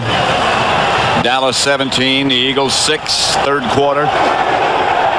With 12:50 left to play in the third. First time the Cowboys have had the ball in the second half.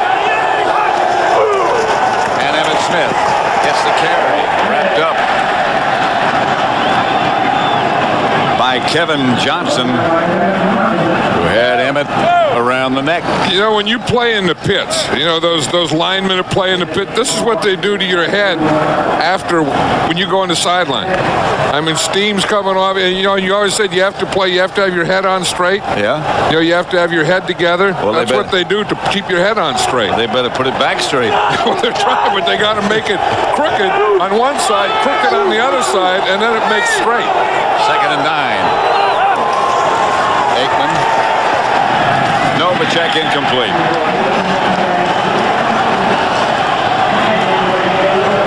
Emmitt Smith had the big first half. Well, I think eventually they're going to have to get back to that, too, because that really establishes a lot of things. You can see he made 15 yards to the left, 61 yards in the middle behind, those 2 big guards in center, 24 yards to the right. But you get in there behind big Derek Kennard and Nate Newton and Larry Allen, the way they were blocking in the first half, I think they should get back to that. 3rd and 9. 3 wide receivers. The Eagles showed blitz and then backed out of it. And Aikman for Corey Fleming, incomplete. He tripped as he made the dive for the reception. 3 and out. Good show by the Eagle defense.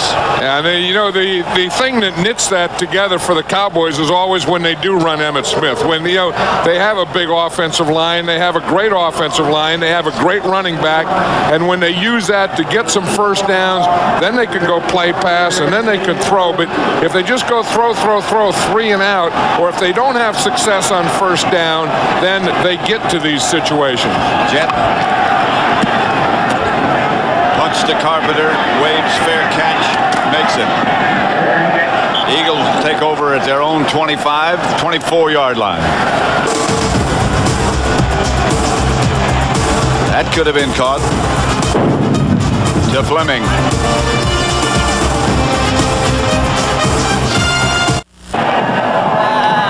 Back in Philadelphia, Veterans Stadium, Pat Summerall, John Madden.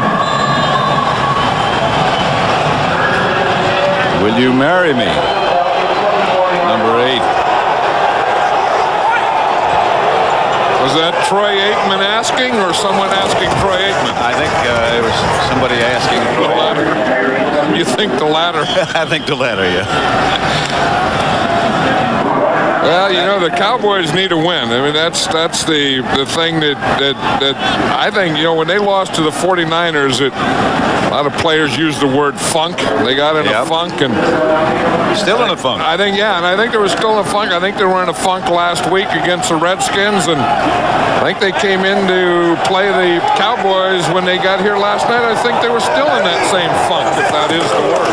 2nd and 7. That's a word. Deflected, I believe, by Leon Lett, who got his long arms up. You know, Leon Lett's playing pretty well. Yes, I think he may find that his position is as a defensive end, because, you know, he's a big guy, he's a tall guy, and, you know, he can run those inside stunts because he's been a tackle, and he has great reactions on stuff like that, on knocking balls down. He's always had a feel for that, a feel for knocking the thrown ball down. 3rd and 7. Rodney Pete back to throw. Complete. As Art Monk takes the hit, stays on his feet, gets a couple more yards.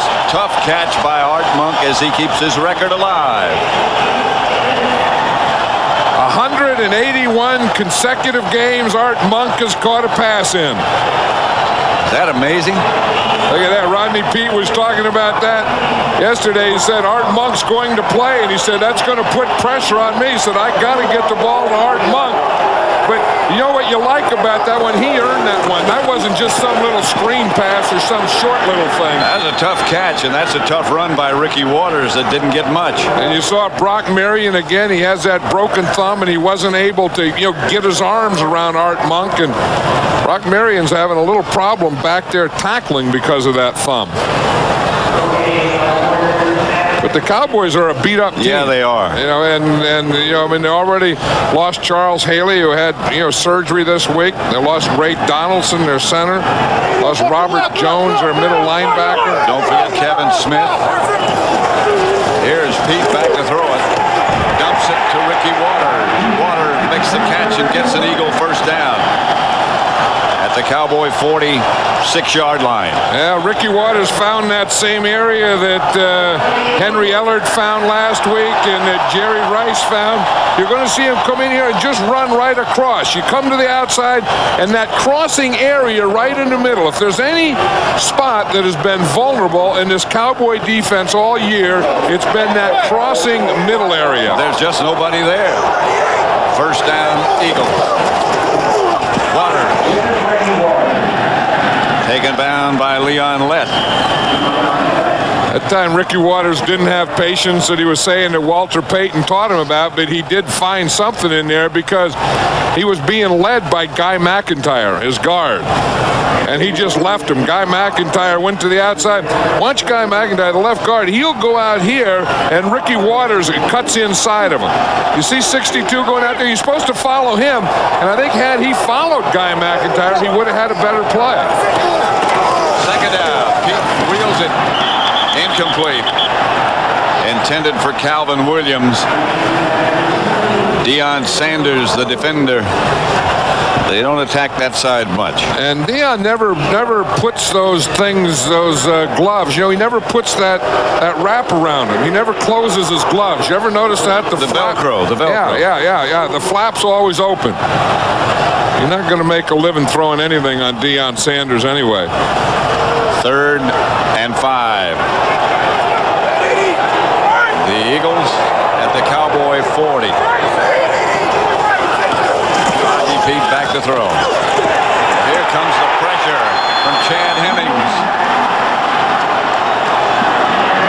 Again, Chad Hennings is having success with that stunt, Pat, where the end comes to the inside and the tackle goes to the outside. And you'll see Chad Hennings here where he starts to the outside and Leon Lett is going to come underneath him. He just starts to the outside, see, and then Lett becomes the inside rusher and Chad Hennings becomes the outside rusher. Kevin Williams back for Hutton's punt. Flag on the play. Williams going to let it bounce. It bounces dead at about the 19, but there's a penalty marker on the play. The referees, Ed Hockley, and it's so cold down there, the referees have a tough time with their microphones. Listen to this. He's not even going to talk yet, but when he talks, they sound funny today. Yeah. I think his voice is frozen, or maybe his mic's frozen. Maybe his earmuffs are affected. Offside by the defensive nose guard. The penalty is declined. Philadelphia keeps the ball, first down. The defensive nose guard. There's no such thing as an offensive nose guard. No, I don't think so.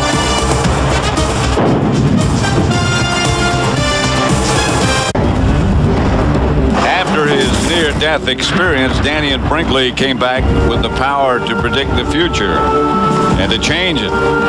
Eric Roberts stars in a world premiere movie based on actual events, Saved by the Light, on the Fox Tuesday Night Movie. First down, Dallas at their own 19. They lead 17-6. Back to Emmitt Smith. Emmitt has no place to go. The Eagles have done a good job, or did a good job, adjusting to whatever plays the Cowboys were running with Emmitt Smith in the first half. William Fuller did a good job on that one, Pat. He played Moose Johnston like a bullfighter did. You know, Johnston went out there to block Fuller, and Fuller just jumped right around him and made the tackle. I mean, that was some kind of move. But watch Fuller there. He's going to come to the outside. Watch when Johnston goes to block him. So he just pushed him right to the side and then made that tackle. Lost a yard. Aikman to throw it.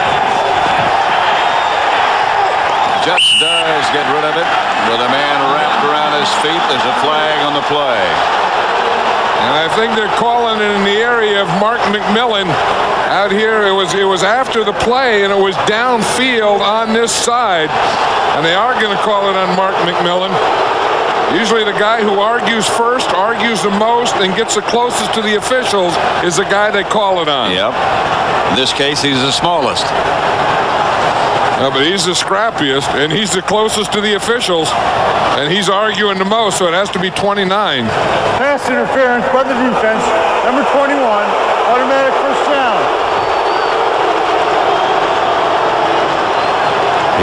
He doesn't think so. No, well, they said, you see, here it is right there. Yeah. In fact, that was against Taylor. It wasn't against Mark McMillan. But the guy threw it over here on Mark McMillan's side. But it was against Bobby Taylor, and it was pass interference. And they had told him to be physical. 15 rushes on first down for Dallas. That's a change. Here's Aikman to throw it on first down. Deep to Dion. Incomplete. Greg Jackson made the stop. And right now, let's return you one more time to Hollywood for McDonald's game break and JB, James Brown. Hey, Pat, take a look at Ironhead Hayward with his first receiving touchdown of the season. Jim Morris Saints had one for their last 5 games. They're in trouble right now, trailing by 16 in the third. Back to Pat and John. Veterans Stadium in Philadelphia. Second down and 10, Dallas at their own 20. They tried to throw a post pattern on that last one to Deion Sanders, and Greg Jackson just sat there and waited for it. That didn't fool anyone. And Smith hit right at the line of scrimmage. That didn't fool anyone. Andy Harmon. Well, we talked about Andy Harmon earlier, you know, and playing the run so well and playing all day. And he does that. I mean, they had some problems earlier, but you see Andy Harmon here, and they're backed off the line a little. And you see what he did to Derek Kennard? Derek Kennard weighs 350 pounds. Kennard goes out to block him, and Andy Harmon just took him with one hand and just threw him right beyond him. I mean, when you can jack up 350 pounds, you can jack up some weight. Third, and Aikman back to throw it. Pass incomplete. And again, the Cowboys are hoping for a penalty. No flags this time, however. Corey Fleming, the intended receiver. Mark McMillan, he had that coverage all the way. He just ran with the coverage, ran off the sideline. He's still going. But, you know, you have to be excited. I mean, I don't care what anyone says. This is a tough game, and this is an emotional game, and you have to do whatever you can out there. Now, that's interference. Well, he did get his hand in there, but that's the thing that helps you know where they're going. You just don't want it to be blatant, but they all do it. Jet. The punt sails to Carpenter, who is taken down immediately by Charlie Williams. And a flag on the play. Geez, that was a late flag. They came after everything was down and threw that one. That was a late flag. Going to be against Dallas according to the Eagles. Let's see what it is according to Ed Hockley. It was a funny-looking flag. Yeah. I mean, the play was down. It was over. Then he came in and just threw the yellow flag down.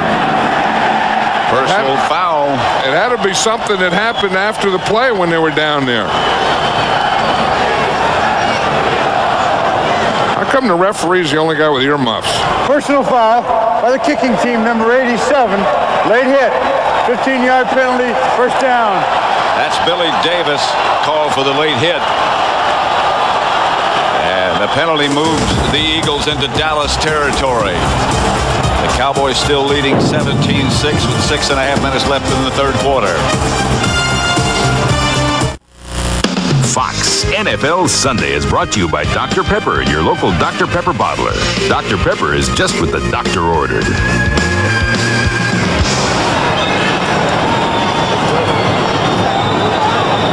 Here's the penalty again. 87 is Williams. Billy Davis is going to come in here and just right there. See that elbow? He just threw the elbow there. Then the official comes in, and he couldn't get the flag out of his pants. This is Ricky Waters. Running right. And again, this is the Northeast version. Here we go again, the penalty. Okay, now watch the official, why it was so late. You see, Billy Davis did it early, but the official didn't come in and throw it until seconds later, but the flag was buried so far in his pants that he couldn't find it. And by the time he could finally find the flag, you thought, what the heck, how come it's so late? 2nd and 2. Waters. First down. Inside. Fumble, but late. He was down.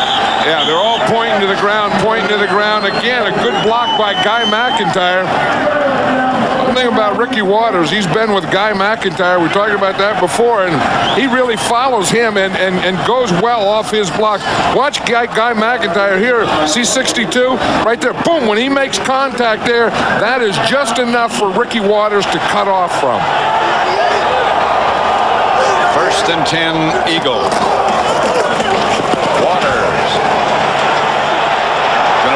This way, flag on the play already. And Waters has that ability, another flag on the play. You know, when a guy runs that long for that many yards and you see flags in the play, they're usually against his team for stuff like clips and stuff. The first guy that really played it well was Leon Lett. See Russell Maryland down there. He might have been one of the players who was clipped. Yeah, I mean, anytime you start running like that, then it starts to look like a punt or kickoff return. We see so many penalties on that.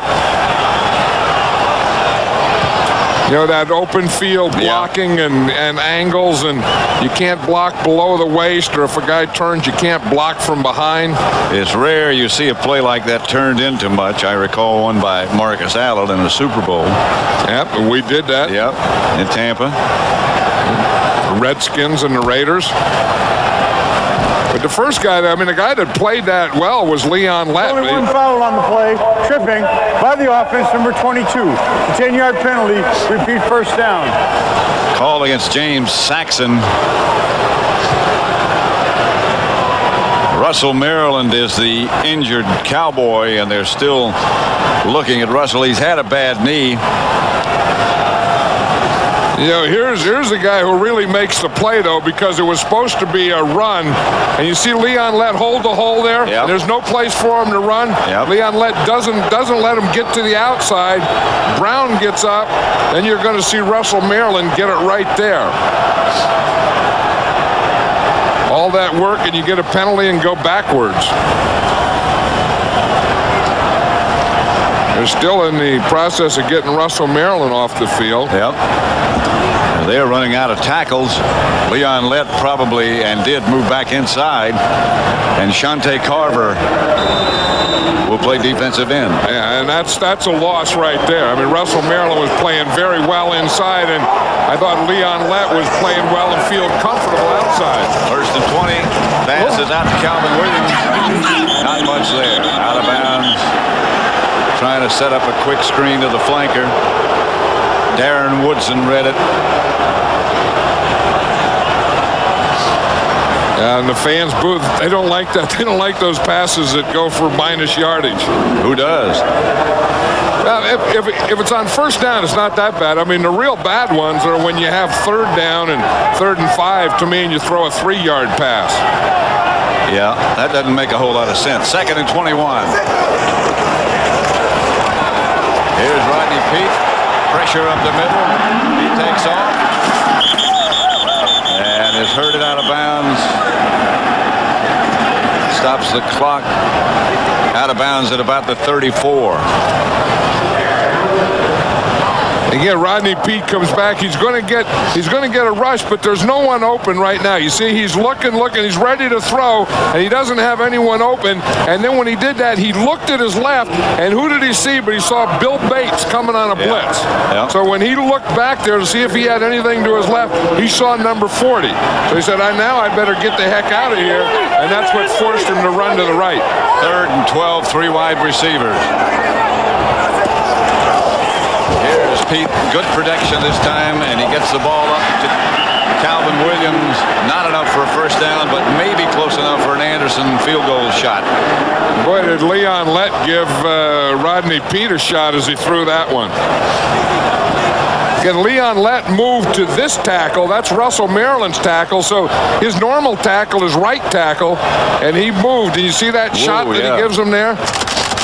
And when you're that big, I mean, when you weigh, like Leon Lett weighs 300 pounds, and he's 6'6", and you bring all that down, that's going to make the other guy go backwards. You know, at 6'6" and 300, he looks lean.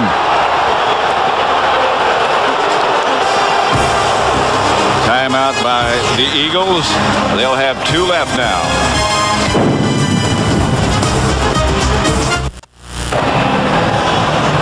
(17-6) Dallas. 4th down Eagles at the Dallas 33-yard line.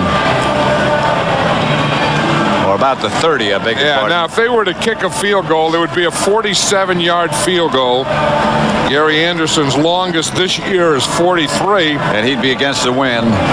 And so, that's probably something they decide before the game. I mean, they kick on both ends of the field and decide his distance, going this way. And I'm sure that they knew that this isn't within his distance because it didn't look like the Eagles even considered that. But they don't have this situation straightened out. They come up with a play, and then they took time out, and then they put it back in, and then they had another guy run on the field, and now they finally got it straightened out. They need 8 yards for the first, and Peete back to throw it. Ducks under Leon Lett. Rodney Peete takes off, and he's got the first down. They had him, and he got away. I think sometimes the guys are getting so interested in stripping the ball that they forget to tackle. When you rush the passer, the first thing you want to do is you want to make sure that he doesn't duck under you, and you want to make sure that you get the tackle. You see what Leon Lett did? He went up in the air, and they're right there. They tried for the strip, and maybe if they just got the tackle. First down, Eagles. They go with 2 tight ends. They give the ball to Ricky Waters. And Ricky gets about 3. That was a big play by Rodney Peete. I mean, he knew exactly how many yards he needed. He saw a lane, and there was no one in that lane, and he just ran and put his head down and got that first down. Under 3 minutes left now in the 3rd quarter. The Cowboys 17, the Eagles 6. Second, they need about 5. This is where they need a big play from Ricky Waters down in this area. If not this down, in one of these downs. He gets the carry. He's into the secondary. It'll be 1st and goal, Eagles. Brock Marion came up to make the stop. Or maybe they need 2 big plays when they get down in this area from Ricky Waters. That was one. I mean, if you got a great player, you're giving him a lot of money. These are the situations. These are the downs. These are when you need him. This is when you feed him. This is when he has to make plays. And he did a good job, Ricky Waters did, of setting up a block on Chad Henning by Guy McIntyre again.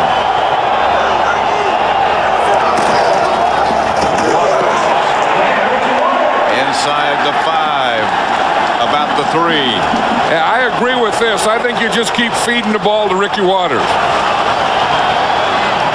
Because he's a guy. I mean, he is a guy that wants to be the guy.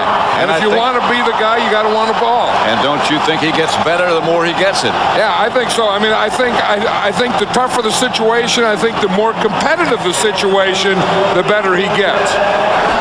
2nd and goal. I mean, big players make big plays in big games.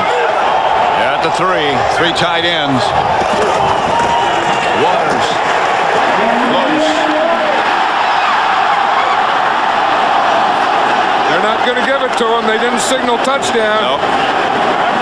Like about 2/3 of a yard out. Yep. You see that right foot? He got the right foot marker.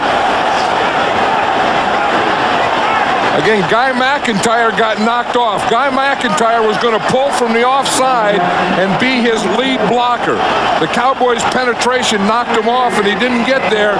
Now, you see the ball cross the plane, but it's when your knee goes down where the ball is. 3rd and goal at the 1-foot line. Waters. Touchdown, Philadelphia.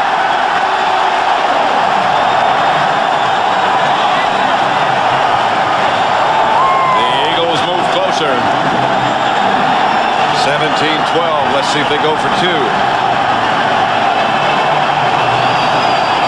They are going for 2.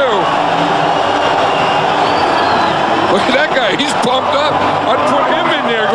Hand him the ball. He'd get you 2. One thing about this crowd is they hate the Dallas Cowboys. Oh, yeah.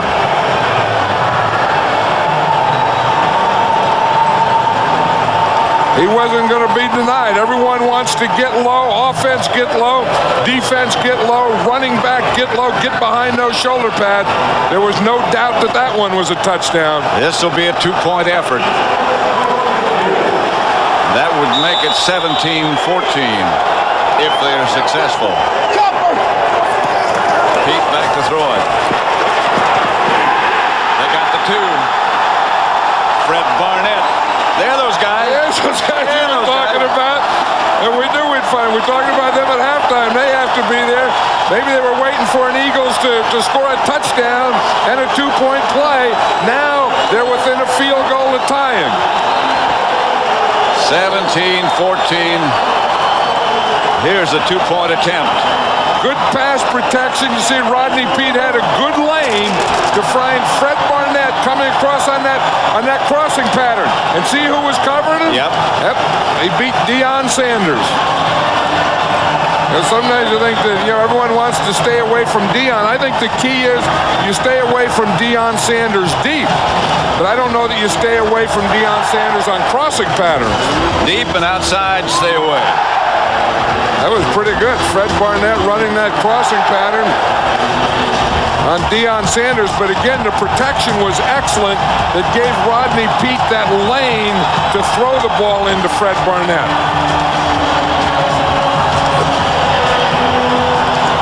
Here it is. We'll see up here. Here's going to be the crossing pattern. And we're going to see the lane is going to be to the right. You see Fred Barnett just starts across. Deion Sanders really wasn't picked. I mean, the official was there, but he kind of slowed up a little on that. Kevin Williams. Still going midfield and in Eagle territory at the 47. Dallas takes over in good shape. Yeah, and that kick didn't go very far, and that explains why they wouldn't even think of going for a field goal when they were on the 30-yard line.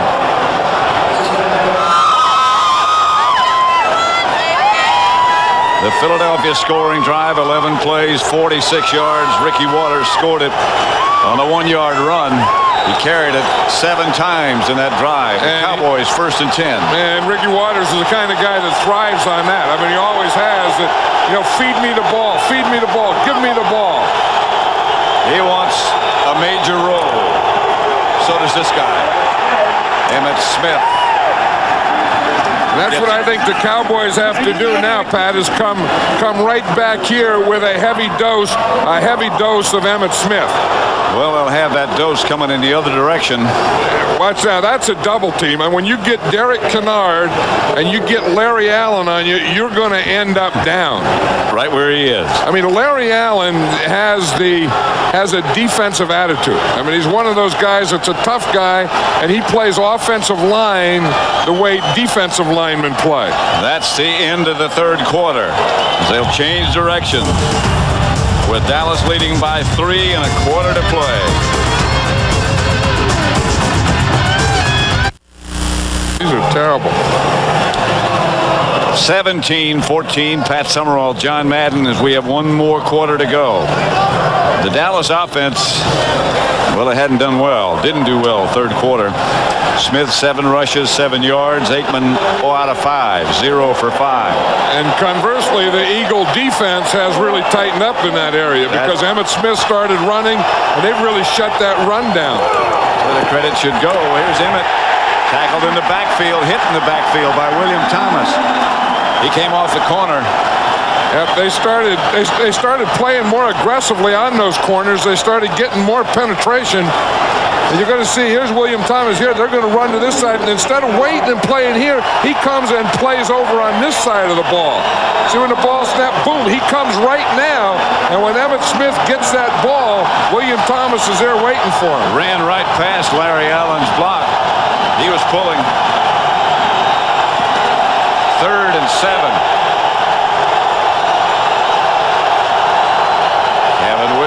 In motion. Here's Aikman. Novacek bounced off his shoulder. Covered by a linebacker. And Bill Romanowski was running all the way with Novacek. That's one thing about Ray Rhodes. He's always done that as a defensive coach. He will put linebackers on tight ends and have them cover them man for man. No, he did deflect it. He didn't hit Novacek. I thought it did. He ran for man-to-man from the line of scrimmage. He has a phrase.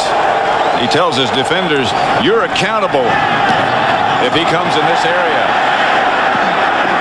Ball takes an Eagle bounce, and they down it. The Cowboys do. Darren Smith downed it, and the Eagles will take over at their own 21, a 23-yard punt by Jet. Fox NFL Sunday is brought to you by Mercedes-Benz, where safety, reliability, performance, and value are never optional. By Dockers Flat Front Khakis, proud makers of nice pants. And by Intel, the world's leading maker of microprocessors. With John Madden, Pat Summerall back at Veterans Stadium in Philadelphia. Eagle ball at their own 20. Dallas leading 17-14. 14 minutes left to play. Pete to Waters. Ricky Waters gets out to about the 24. Right now, again, for McDonald's game break, let's return to James Brown in our Hollywood studio. Hey, Pat, Herman Moore, number 84 at 6'3", defended by 6-foot Chuck Cecil. Moore wins the jump ball for his 14th touchdown reception of the season. Lions by 14 over Houston. Take it back to Pat and John. It's 17-14 at Veterans Stadium. Eagles have the ball, 2nd and 6 at their own 25. Waters was the man in motion. Pete dropped the ball. And let's see as they unstack who came up with it. I think Cowboys, Leon Lett.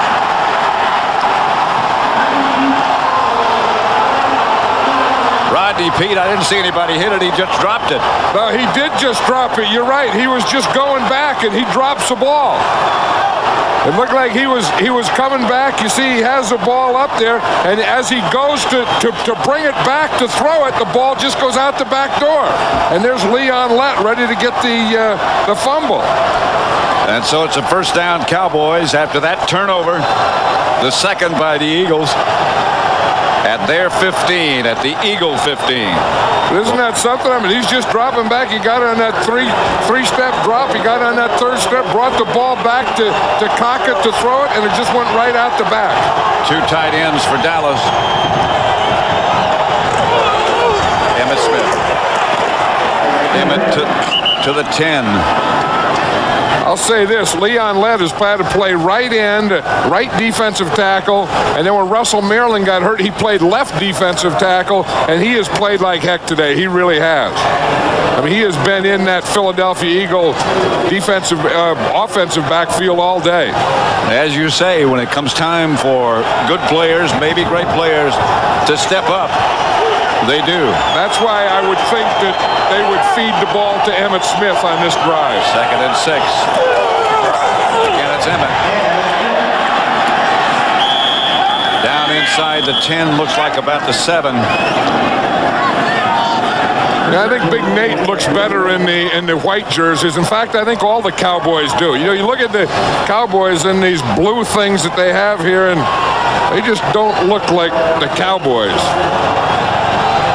It just doesn't look like it's all one piece. No, that 6 and 1 in front of Nate's a little too small there. He's stretching that 1 out a little, isn't he? Well, the 6 is not doing too well either. Yeah, but that 1's in big trouble. 3rd and 3. Emmitt again, or does he throw it? I think Emmitt again. To Darrell Johnston, who's down just outside the 5. This is going to be an interesting spot here, whether it's a first down or not. This is going to be very interesting. And then if it's not a first down, then what do the Cowboys do? Well, I think they got to go for the first, if it's not. But nobody asked me. I'll ask you, what would you do? I would kick the field goal. I wouldn't want to kick the field goal. I mean, as your coach now, you're hoping like heck if it's a first down. The percentage says you have to kick the field goal if it's not, but it is. So you don't have to worry about it. So we don't need to argue, I guess. No. Because then that would take them out of one field goal being able to tie you. But now, again, by now getting that first down, now I think they can go back and again start giving the ball to Emmitt Smith. Or maybe on first down, it wouldn't be bad because they're staying in the huddle a long time. Usually when you're in the huddle this long, it's going to be a pass play. But now a fake to Emmitt Smith and some kind of pass wouldn't be bad on first down. Michael Irvin split wide left. Aikman dips to it. Smith came loose, and the Eagles have it. Came up with it. He's back in the end zone, but he made the recovery in the playing field. The Eagles are trying to say that it was in the end zone. The officials are marking it on the goal line. This is the second time in 2 weeks that Emmitt Smith has fumbled down in this area. There's a heck of a hit right on the ball. Zordich is right there. He recovers it right there about the 2-yard line. Watch his hit there. It's Kurt Govea. Kurt Govea took his helmet. It was in the left hand of Emmitt Smith, and Kurt Govea put his helmet right on the football. 17-14, Dallas leading. The Eagles have the ball just inside their 2-yard line. That was a heck of a play by Govea, yes, though. Was. I mean, he was free, and he not only had to make the tackle, but he put his helmet. He found the ball with his helmet. Pete gives to Waters, who gets outside the 5. That's always the first goal. Last week, the Eagles had this same situation coming off their goal line. They threw 3 times incomplete and had a punt. And they had a punt right off their goal line. Now, the first goal is to always get it out to the 5-yard line, and that gives your punter 15 yards. Clock running, 10:45 left to play. Second down, Eagles. Again, it's Ricky Water. He's is hit behind the line of scrimmage this time and herded back toward the goal line.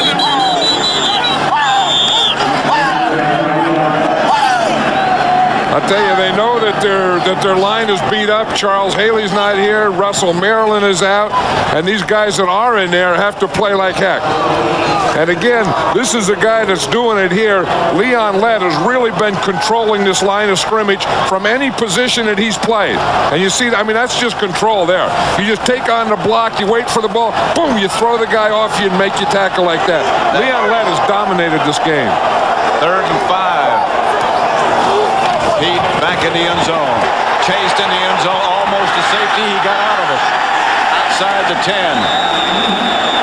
Tony Tolbert had a shot at him in the end zone. Well, I think Peter's looking, I'm glad I got out of that one. Because that's a danger, you know, throwing out of your own end zone. One is getting tackled there. The other is getting a penalty. If you have a penalty in the end zone, that's a safety. You were talking about Leon Lett and the job he's done, and he has. But so has Hennings, and so has Tony Tolbert. Tony Tolbert has played better in this game than I remember him playing in the last 2 months. They're going to measure to see how far Pete got out. Deion Sanders in to return if they do punt. After you start dominating, then they're going to do everything to you. There were 3 guys that had their hands on Leon Lett's face, and he still got in there to put the pressure on Rodney Peete. He was the guy that almost sacked him and forced him out of the end zone. Hutton standing back deep in the end zone. Wait for the whistle. Sanders and Kevin Williams back for Dallas. Hutton will have a little bit of a helping wind.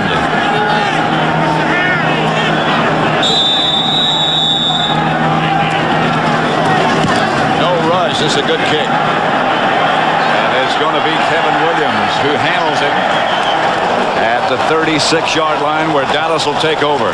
Fine punt. Out of the end zone by Hutton. He got it all. 17-14, Cowboys lead. 4th quarter, Dallas 17, Philadelphia 14. 9:27 left to play. Dallas ball at their own 37, own 36-yard line. In the second half, they haven't been able to do much. 3 punts and a fumble. That's not that highly efficient offense that we knew the first part of this season. Or the first part of this game. Outside Emmitt Smith. No gain. I don't know. You know, I mean, the Cowboys just don't look like the Cowboys. I mean, they don't do these kind of things. I mean, Troy Aikman doesn't throw no-yard passes. Emmitt Smith doesn't get the ball and run out of bounds for no yards. I mean, these things that we see, or he doesn't fumble like that going in. The things that we see are very uncharacteristic of the Cowboys. But on the other hand, I think that the Eagles are playing very well on defense. 2nd and 10. 17-14 lead for Dallas. Reverse coming. Fake to Kevin Williams. Screen pass coming. Aikman just hit it on the ground. The Eagles had that one diagnosed. Yeah, you know that's an ugly play or a diagnosed play when Derek Kennard ends up with a ball. When Troy Aikman starts back and Derek Kennard ends up with a ball, you know that's an ugly thing. As one of our friends said, that's not good. Watch Kennard when he catches it. He's going to spike it between his legs. Good spike. That's a lot tougher job than it looks. Between the legs. 3rd. Not a lot of space in there. No. Play clock down to 1 second. Aikman gets rid of it down the middle. And the pass is incomplete. Kevin Williams says, I caught it. The referee says, oh no. Kevin Williams better watch out. And the Cowboys are going to have to punt. Kurt Govey is back there. He's the guy that made that big play down there in the goal line earlier on Emmitt Smith. Williams was open. Let's see if it hit the turf.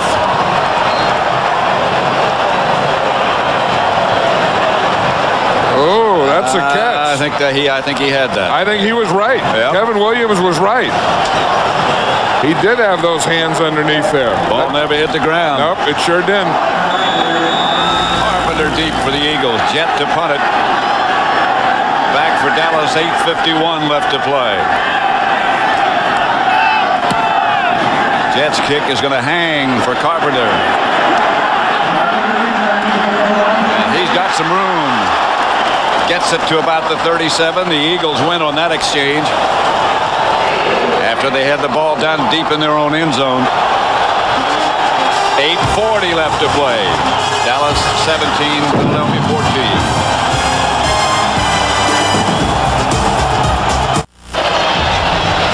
Michael Irvin hasn't caught a pass since the first quarter.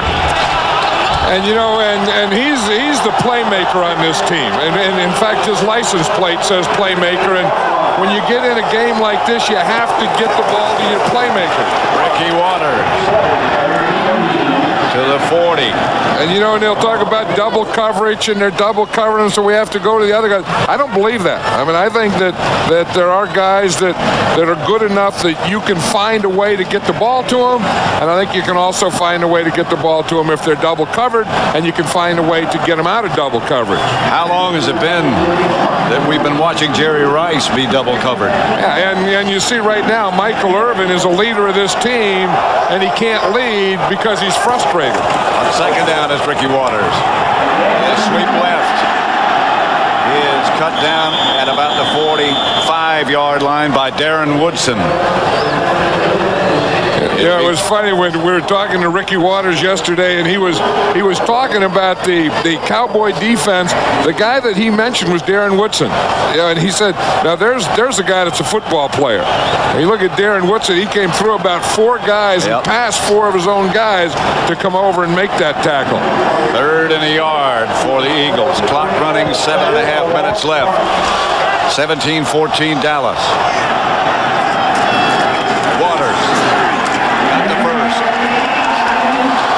Swans made the stop. Yeah, there's just a feeling in this game to me, Pat, and I don't know why. I mean, feelings don't mean anything, but this is going to be an overtime game. Feelings do mean. Well, yeah, but I mean, I don't mean like, you know, predictions and all that stuff. It's cold. Well, yeah, I mean, it's real cold. These fans are here. The players are playing. And, you know, it's going to go on. I don't think this is going to be over in 4 quarters. 1st and 10, Philadelphia at their own 48-yard line. That Dallas defense has been tested a lot. Waters gets it to midfield. That'll bring up 2nd and long. You know, in this Eagle line isn't a great offensive line. I mean, they've had injuries and they've had guys suspended and they've had a lot of, you know, changes and different guys playing. Even within this game, we see Mo Elowanibi's in there now at left tackle. I mean, they've been making a lot of changes, but they've done pretty well in this game, especially in the second half. They have scrapped all day. 2nd down. Pete back to throw it. Here comes the blitz, but they picked it up with Monk. And Art Monk makes his 2nd catch of the day, and it's close to 1st down yardage. Rodney Pete saw the blitz coming. Yeah, Ray Rhodes was saying that when he brought Art Monk in here, it was just amazing. He ran like a 4.5 40. Here's Art Monk. He's in the slot, and they get him where they're zoning, and Brock Marion was way off, and so he was able just to run that out and almost get the 1st down. 3rd, half a yard. Maybe not that much.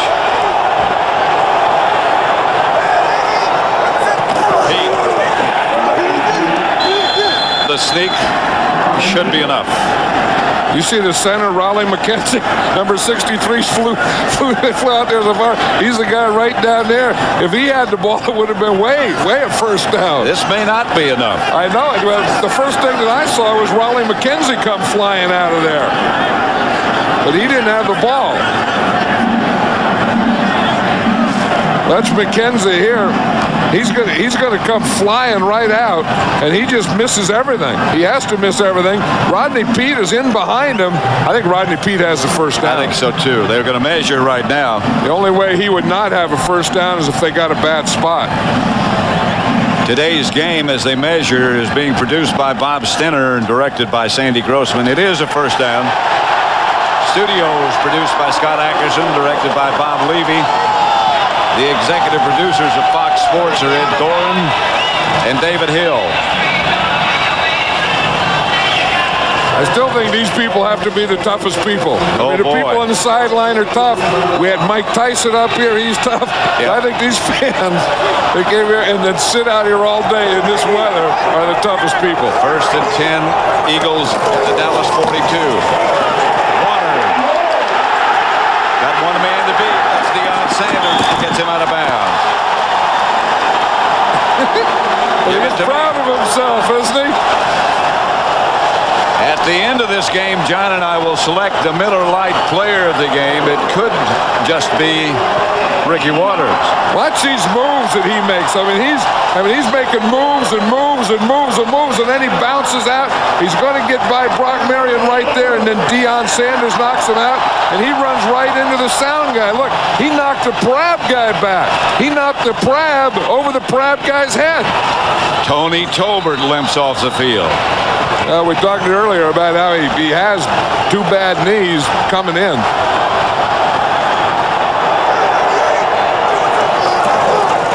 Ricky Waters wrapped up at about the 25 by Darren Benson. You know, that's one way to get good sound, Pat, when you hit the guy that's holding the sound thing. That's a Prab. Listen to this. You'll get some sound. Well, you just run into it. Darren Benson, by the way, playing defense for the Cowboys now, is 6'7", 308 pounds, just 21 years old. Ricky Waters has been through the wars. And he gets the handoff, cuts it back for no gain this time, maybe a yard. Stopped by Darren Woodson. There is a player. He's right. And I think that, you know, Darren Woodson has had to get more involved in this running game because they're having trouble stopping the Eagles' run with their front 7. The front 7 being the 4 defensive linemen and the 3 linebackers, so they have to get their safety up there. This game is presented by authority of the National Football League, is intended for the private use of our audience.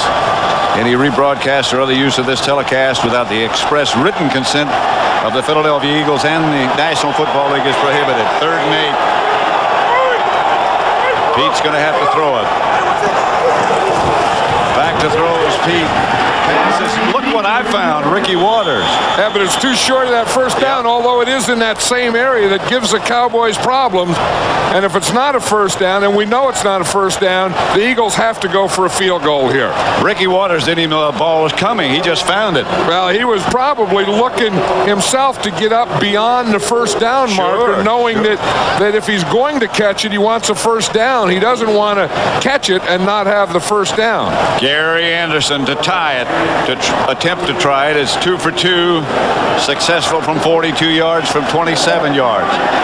This one's going to be about 41 or 38. And it's good.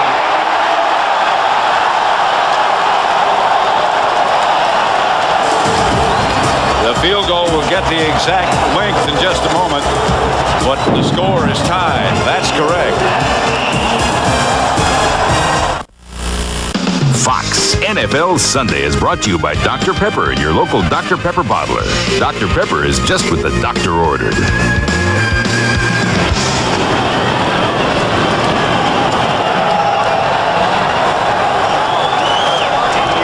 Back at Veterans Stadium in Philadelphia. 17-17 tie. It is cold. Look at the steam coming off the head of the players. Ricky Waters has been outstanding one more time. And that's the kind of game he loves. Evan Williams, the ball chased him back into the end zone. Well, he better jump on that, although the whistle did blow. Touchback, and there was a whistle.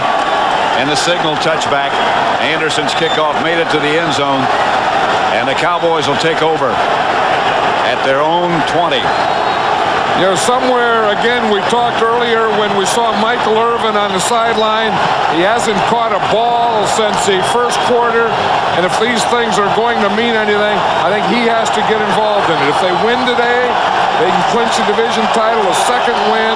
They get the bye, and the third, if they can win all 3 of their games, they can get home field throughout. If they should tie today, they still get into the playoffs. Here's Aikman. Up the middle, incomplete. In the direction of Michael Irvin, knocked down by Bobby Taylor. Bobby Taylor is a rookie that has done a heck of a job. In the first game, they had Mark McMillan playing against Michael Irvin. In this game, Ray Rhodes wanted this bigger guy, so he put his rookie on him, and he wanted size on size, and that's exactly what he's getting. And he's getting a pretty good job to go with it. Well, you know, he had his wide receiver. They had him be physical all week with Bobby Taylor because Michael Irvin is so physical, and that was Ray Rhodes' big thing this week. Second and 10. Eagles don't blitz. Incomplete. Novacek saw it slip through his hand. Well, those guys in the sidelines have to watch out. This is good hitting weather. I mean, this whole intensity in this fourth quarter is being lifted by both teams. I mean, these fans are into it now. I mean, the whole thing is going on here. There's some stuff going on now. 17-17 tied, 2:45 left, 3rd and 10, Dallas at their own 20. Push him up. Push him up. Let's hear it. They need 10 for a first. And Troy Aikman back to throw. Gets it out. Not enough for a first down to Corey Fleming. He's saying he was up and knocked backwards. He was up. Ray Rhodes wanted his corners to be physical. They are physical. Watch Mark McMillan come up here now. Boom, he makes that tackle right there. That ball should be spotted right there. That shouldn't even be close to a first down. And Dallas is going to go for it. Oh, I don't believe in this. I think a tie score in this situation, unless they're going to try and draw them off sides, I think they cannot go for it here. Emmitt Smith's the deep back. Emmitt Smith gets the carry. He doesn't make it. No, that's a bad call. You can't do that. Look at the Eagles. They know that call could have won the Eagles this game. They're at field goal range right now. Right now, and then all they have to do is run that clock down. Now they're saying maybe the 2-minute warning ran out. No, I don't think so. That ball was snapped before, and you can't stop the play in the middle of the play for the 2-minute warning. No, that's the Eagles' ball. The Eagles stopped them. It's their ball.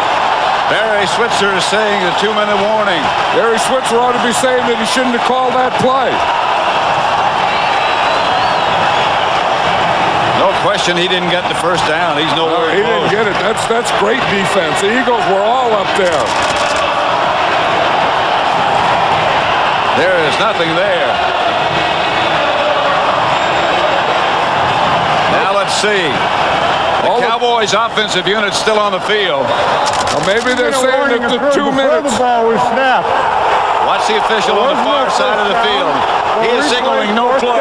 You're right. You're right. They did say the 2 minutes came up before the ball was snapped.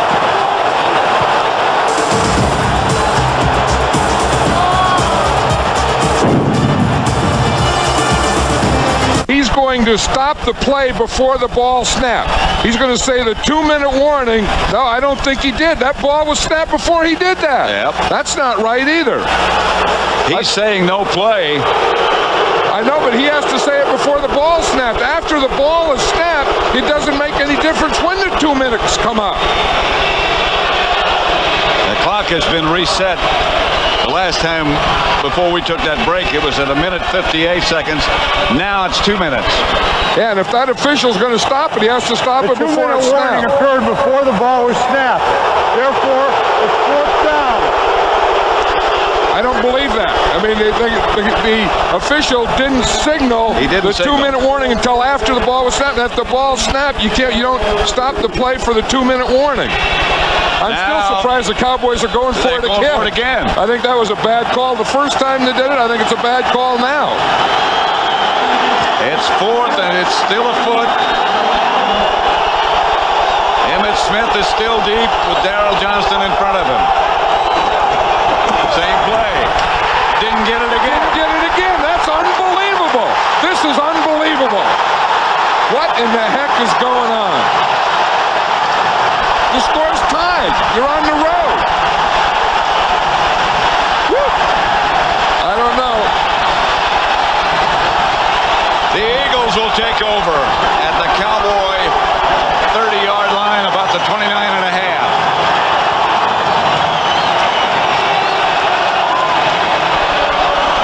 There's no place here. I mean, this is short yardage defense. The Eagles are selling out against the run. They have everyone up.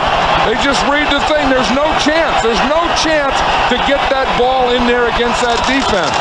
The linebackers come fill the hole. The defensive backs are in the hole. The line controlled the line of scrimmage, but still, even that call, I mean, when you're in that area on the field, you have to punt the ball.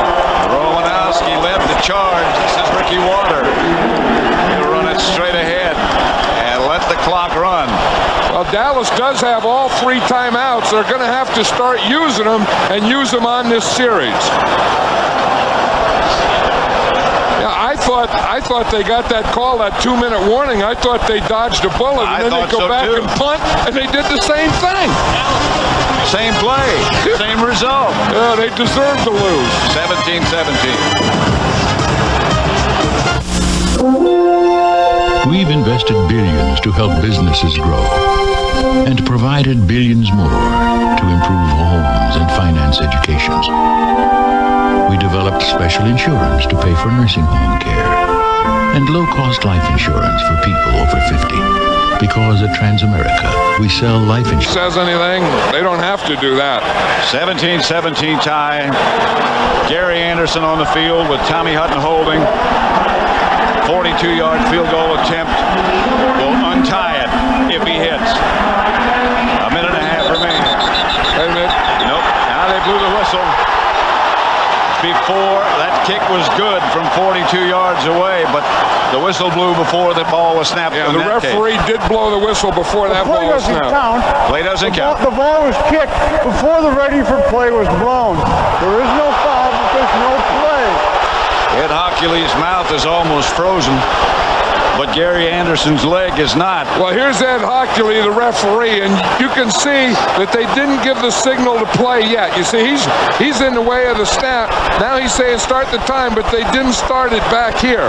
They didn't say it was okay to kick. And he did blow the whistle. Yes, he did. Before that ball was snapped. So there's no penalty. It'll still be a 42-yard field goal effort by Anderson. And Ed Hockley, the referee, is still in the way. See, he stands there so that you can't snap the ball until everyone is ready. A minute and a half left, 17-17 score. See, there's the signal right there. Anderson with Hutton holding outside 42. He hit the first one, and he hit that one. The Eagles capture the lead, 20-17.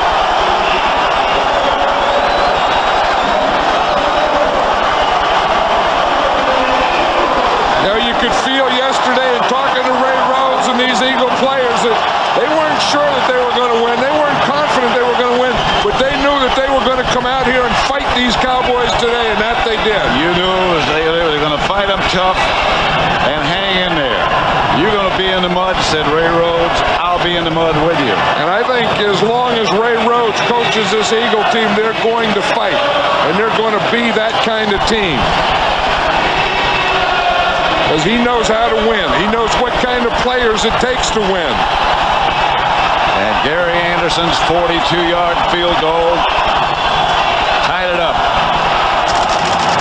This is the last Dallas offensive effort. On fourth down, they went for it. And then they said that the clock saved them on that one. Great short yardage defense. So then they go the second time, and here they don't get it again. Same watch play. This defense. Control the line of scrimmage. Everyone control everyone in the backfield. Stubbs coming down the line of scrimmage and being on top. Anderson's kickoff to Kevin Williams. Chases him 5 yards deep in the end zone. He downs it there, and the Cowboys are out of timeouts.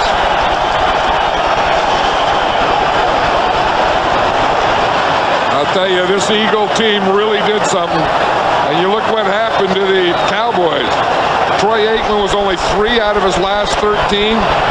Emmitt Smith, last 16 rushes, 28 yards and a fumble.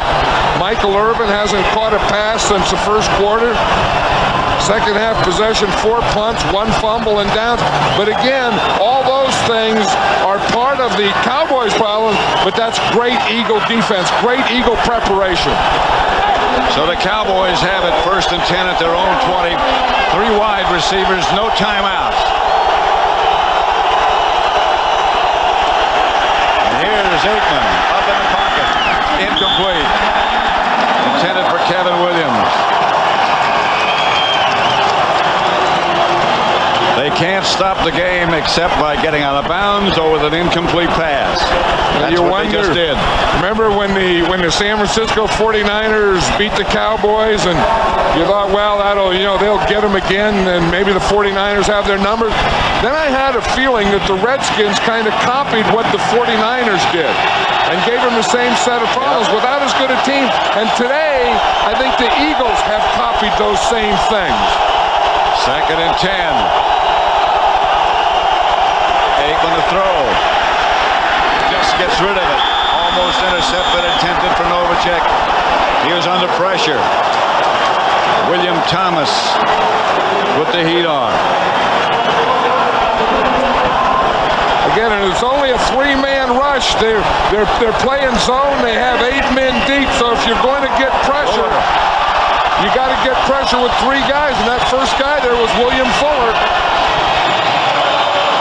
3rd and 10. Fleming wide to the right. Irvin wide left. Aikman back to throw it. With time. Incomplete. Emmitt Smith. If he had caught it, it would have done no good. There's a flag on the play, I believe. No flag. No flag. 4th and 10. You know, the thing that everyone's doing is they're kind of doubling Michael Irvin, and then they're playing, like Novacek and Johnston and all his other receivers, his short receivers, and Emmitt Smith, they're playing them real tight so that he doesn't have that dump off. 4th and 10. Dallas last crack at it. They have no more timeouts. The Eagles lead by 3, 20-17. Here's Aikman, steps up in the pocket. Michael Irvin makes the catch, gets the first down. They can't stop the clock, however. Now a minute left. But the thing they can do is they can come up and spike it, but they only have to get in position for a field goal now. Aikman's going to throw it. Irvin, incomplete. It was in there. Irvin couldn't hang on. I'll tell you, this Bobby Taylor has played a heck of a game. He really has. I mean, part of it is they've given him some help, but Ray Rhodes wanted him to play aggressively on Michael Irvin, and he has played aggressively on Michael Irvin all day. Here he is sitting back here in his zone. The ball is thrown. Instead of waiting, he goes up there and he hits the ball just as it gets there. 2nd and 10. Dallas at their own 35. 46 seconds left.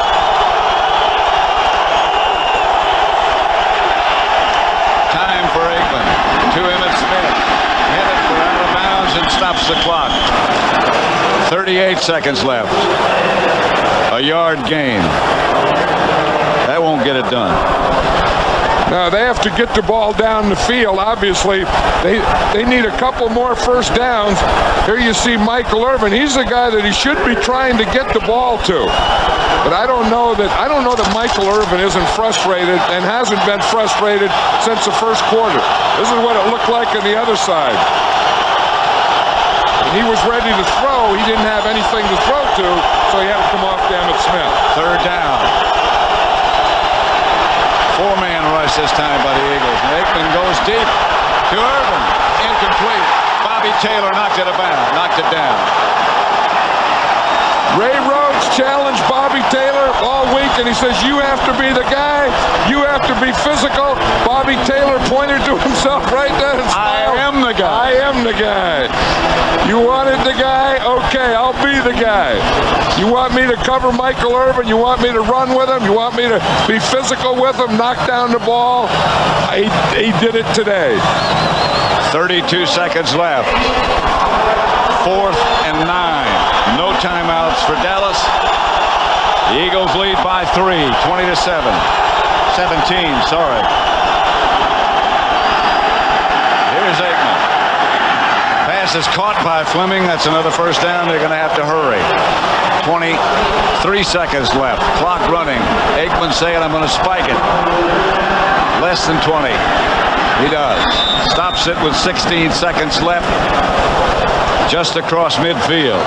And again, you would think they're around midfield, and once the ball was on the 30-yard line, and that was really too far for a field goal into the wind, so you'd think he'd have to get it to about the 25. So the Cowboys need a combination of one play for 25 yards or two plays, a play, a spike, a play, a spike to get in field goal position. There's the Eagle 48. 16 seconds left. Aikman back to throw it. Going deep. Incomplete. Bobby Taylor back with Michael Irvin. I don't know if Bobby Taylor was a rookie this morning. I guarantee he's not a rookie tonight. Bobby Taylor's a pro tonight. I mean, he was out there. He's a deep guy in this zone. He's been there all day. They've been working on him. You know, the thing is, if you need a big play, you always go to your big play guy, especially when he's against a rookie. And Bobby Taylor has been winning those battles all day today. 9 seconds left. 3rd and 10.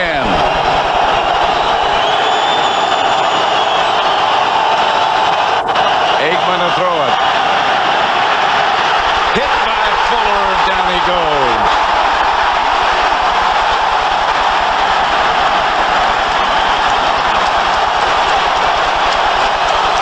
Oh, and Aikman looked like he was yelling at Eric Williams on that play. Woo! What a day for the Eagles. They come from behind to win it. There's a pass rush. You're going to see what happened is Fuller started out on the tight end. Eric Williams started to look to the inside, and no one on the last play blocked William Fuller. But what a day for this Eagle team. Eric Williams turned away entirely. Bobby Taylor and Ricky Waters will be the Miller Lite players of the game. And Gary Anderson gets a vote too. Well, you know, when they needed to run, when they needed the big plays, Ricky Waters gave it to them. They came in and they said, we're going to put the big guy on big guy, even though the big guy for the Eagles was a rookie.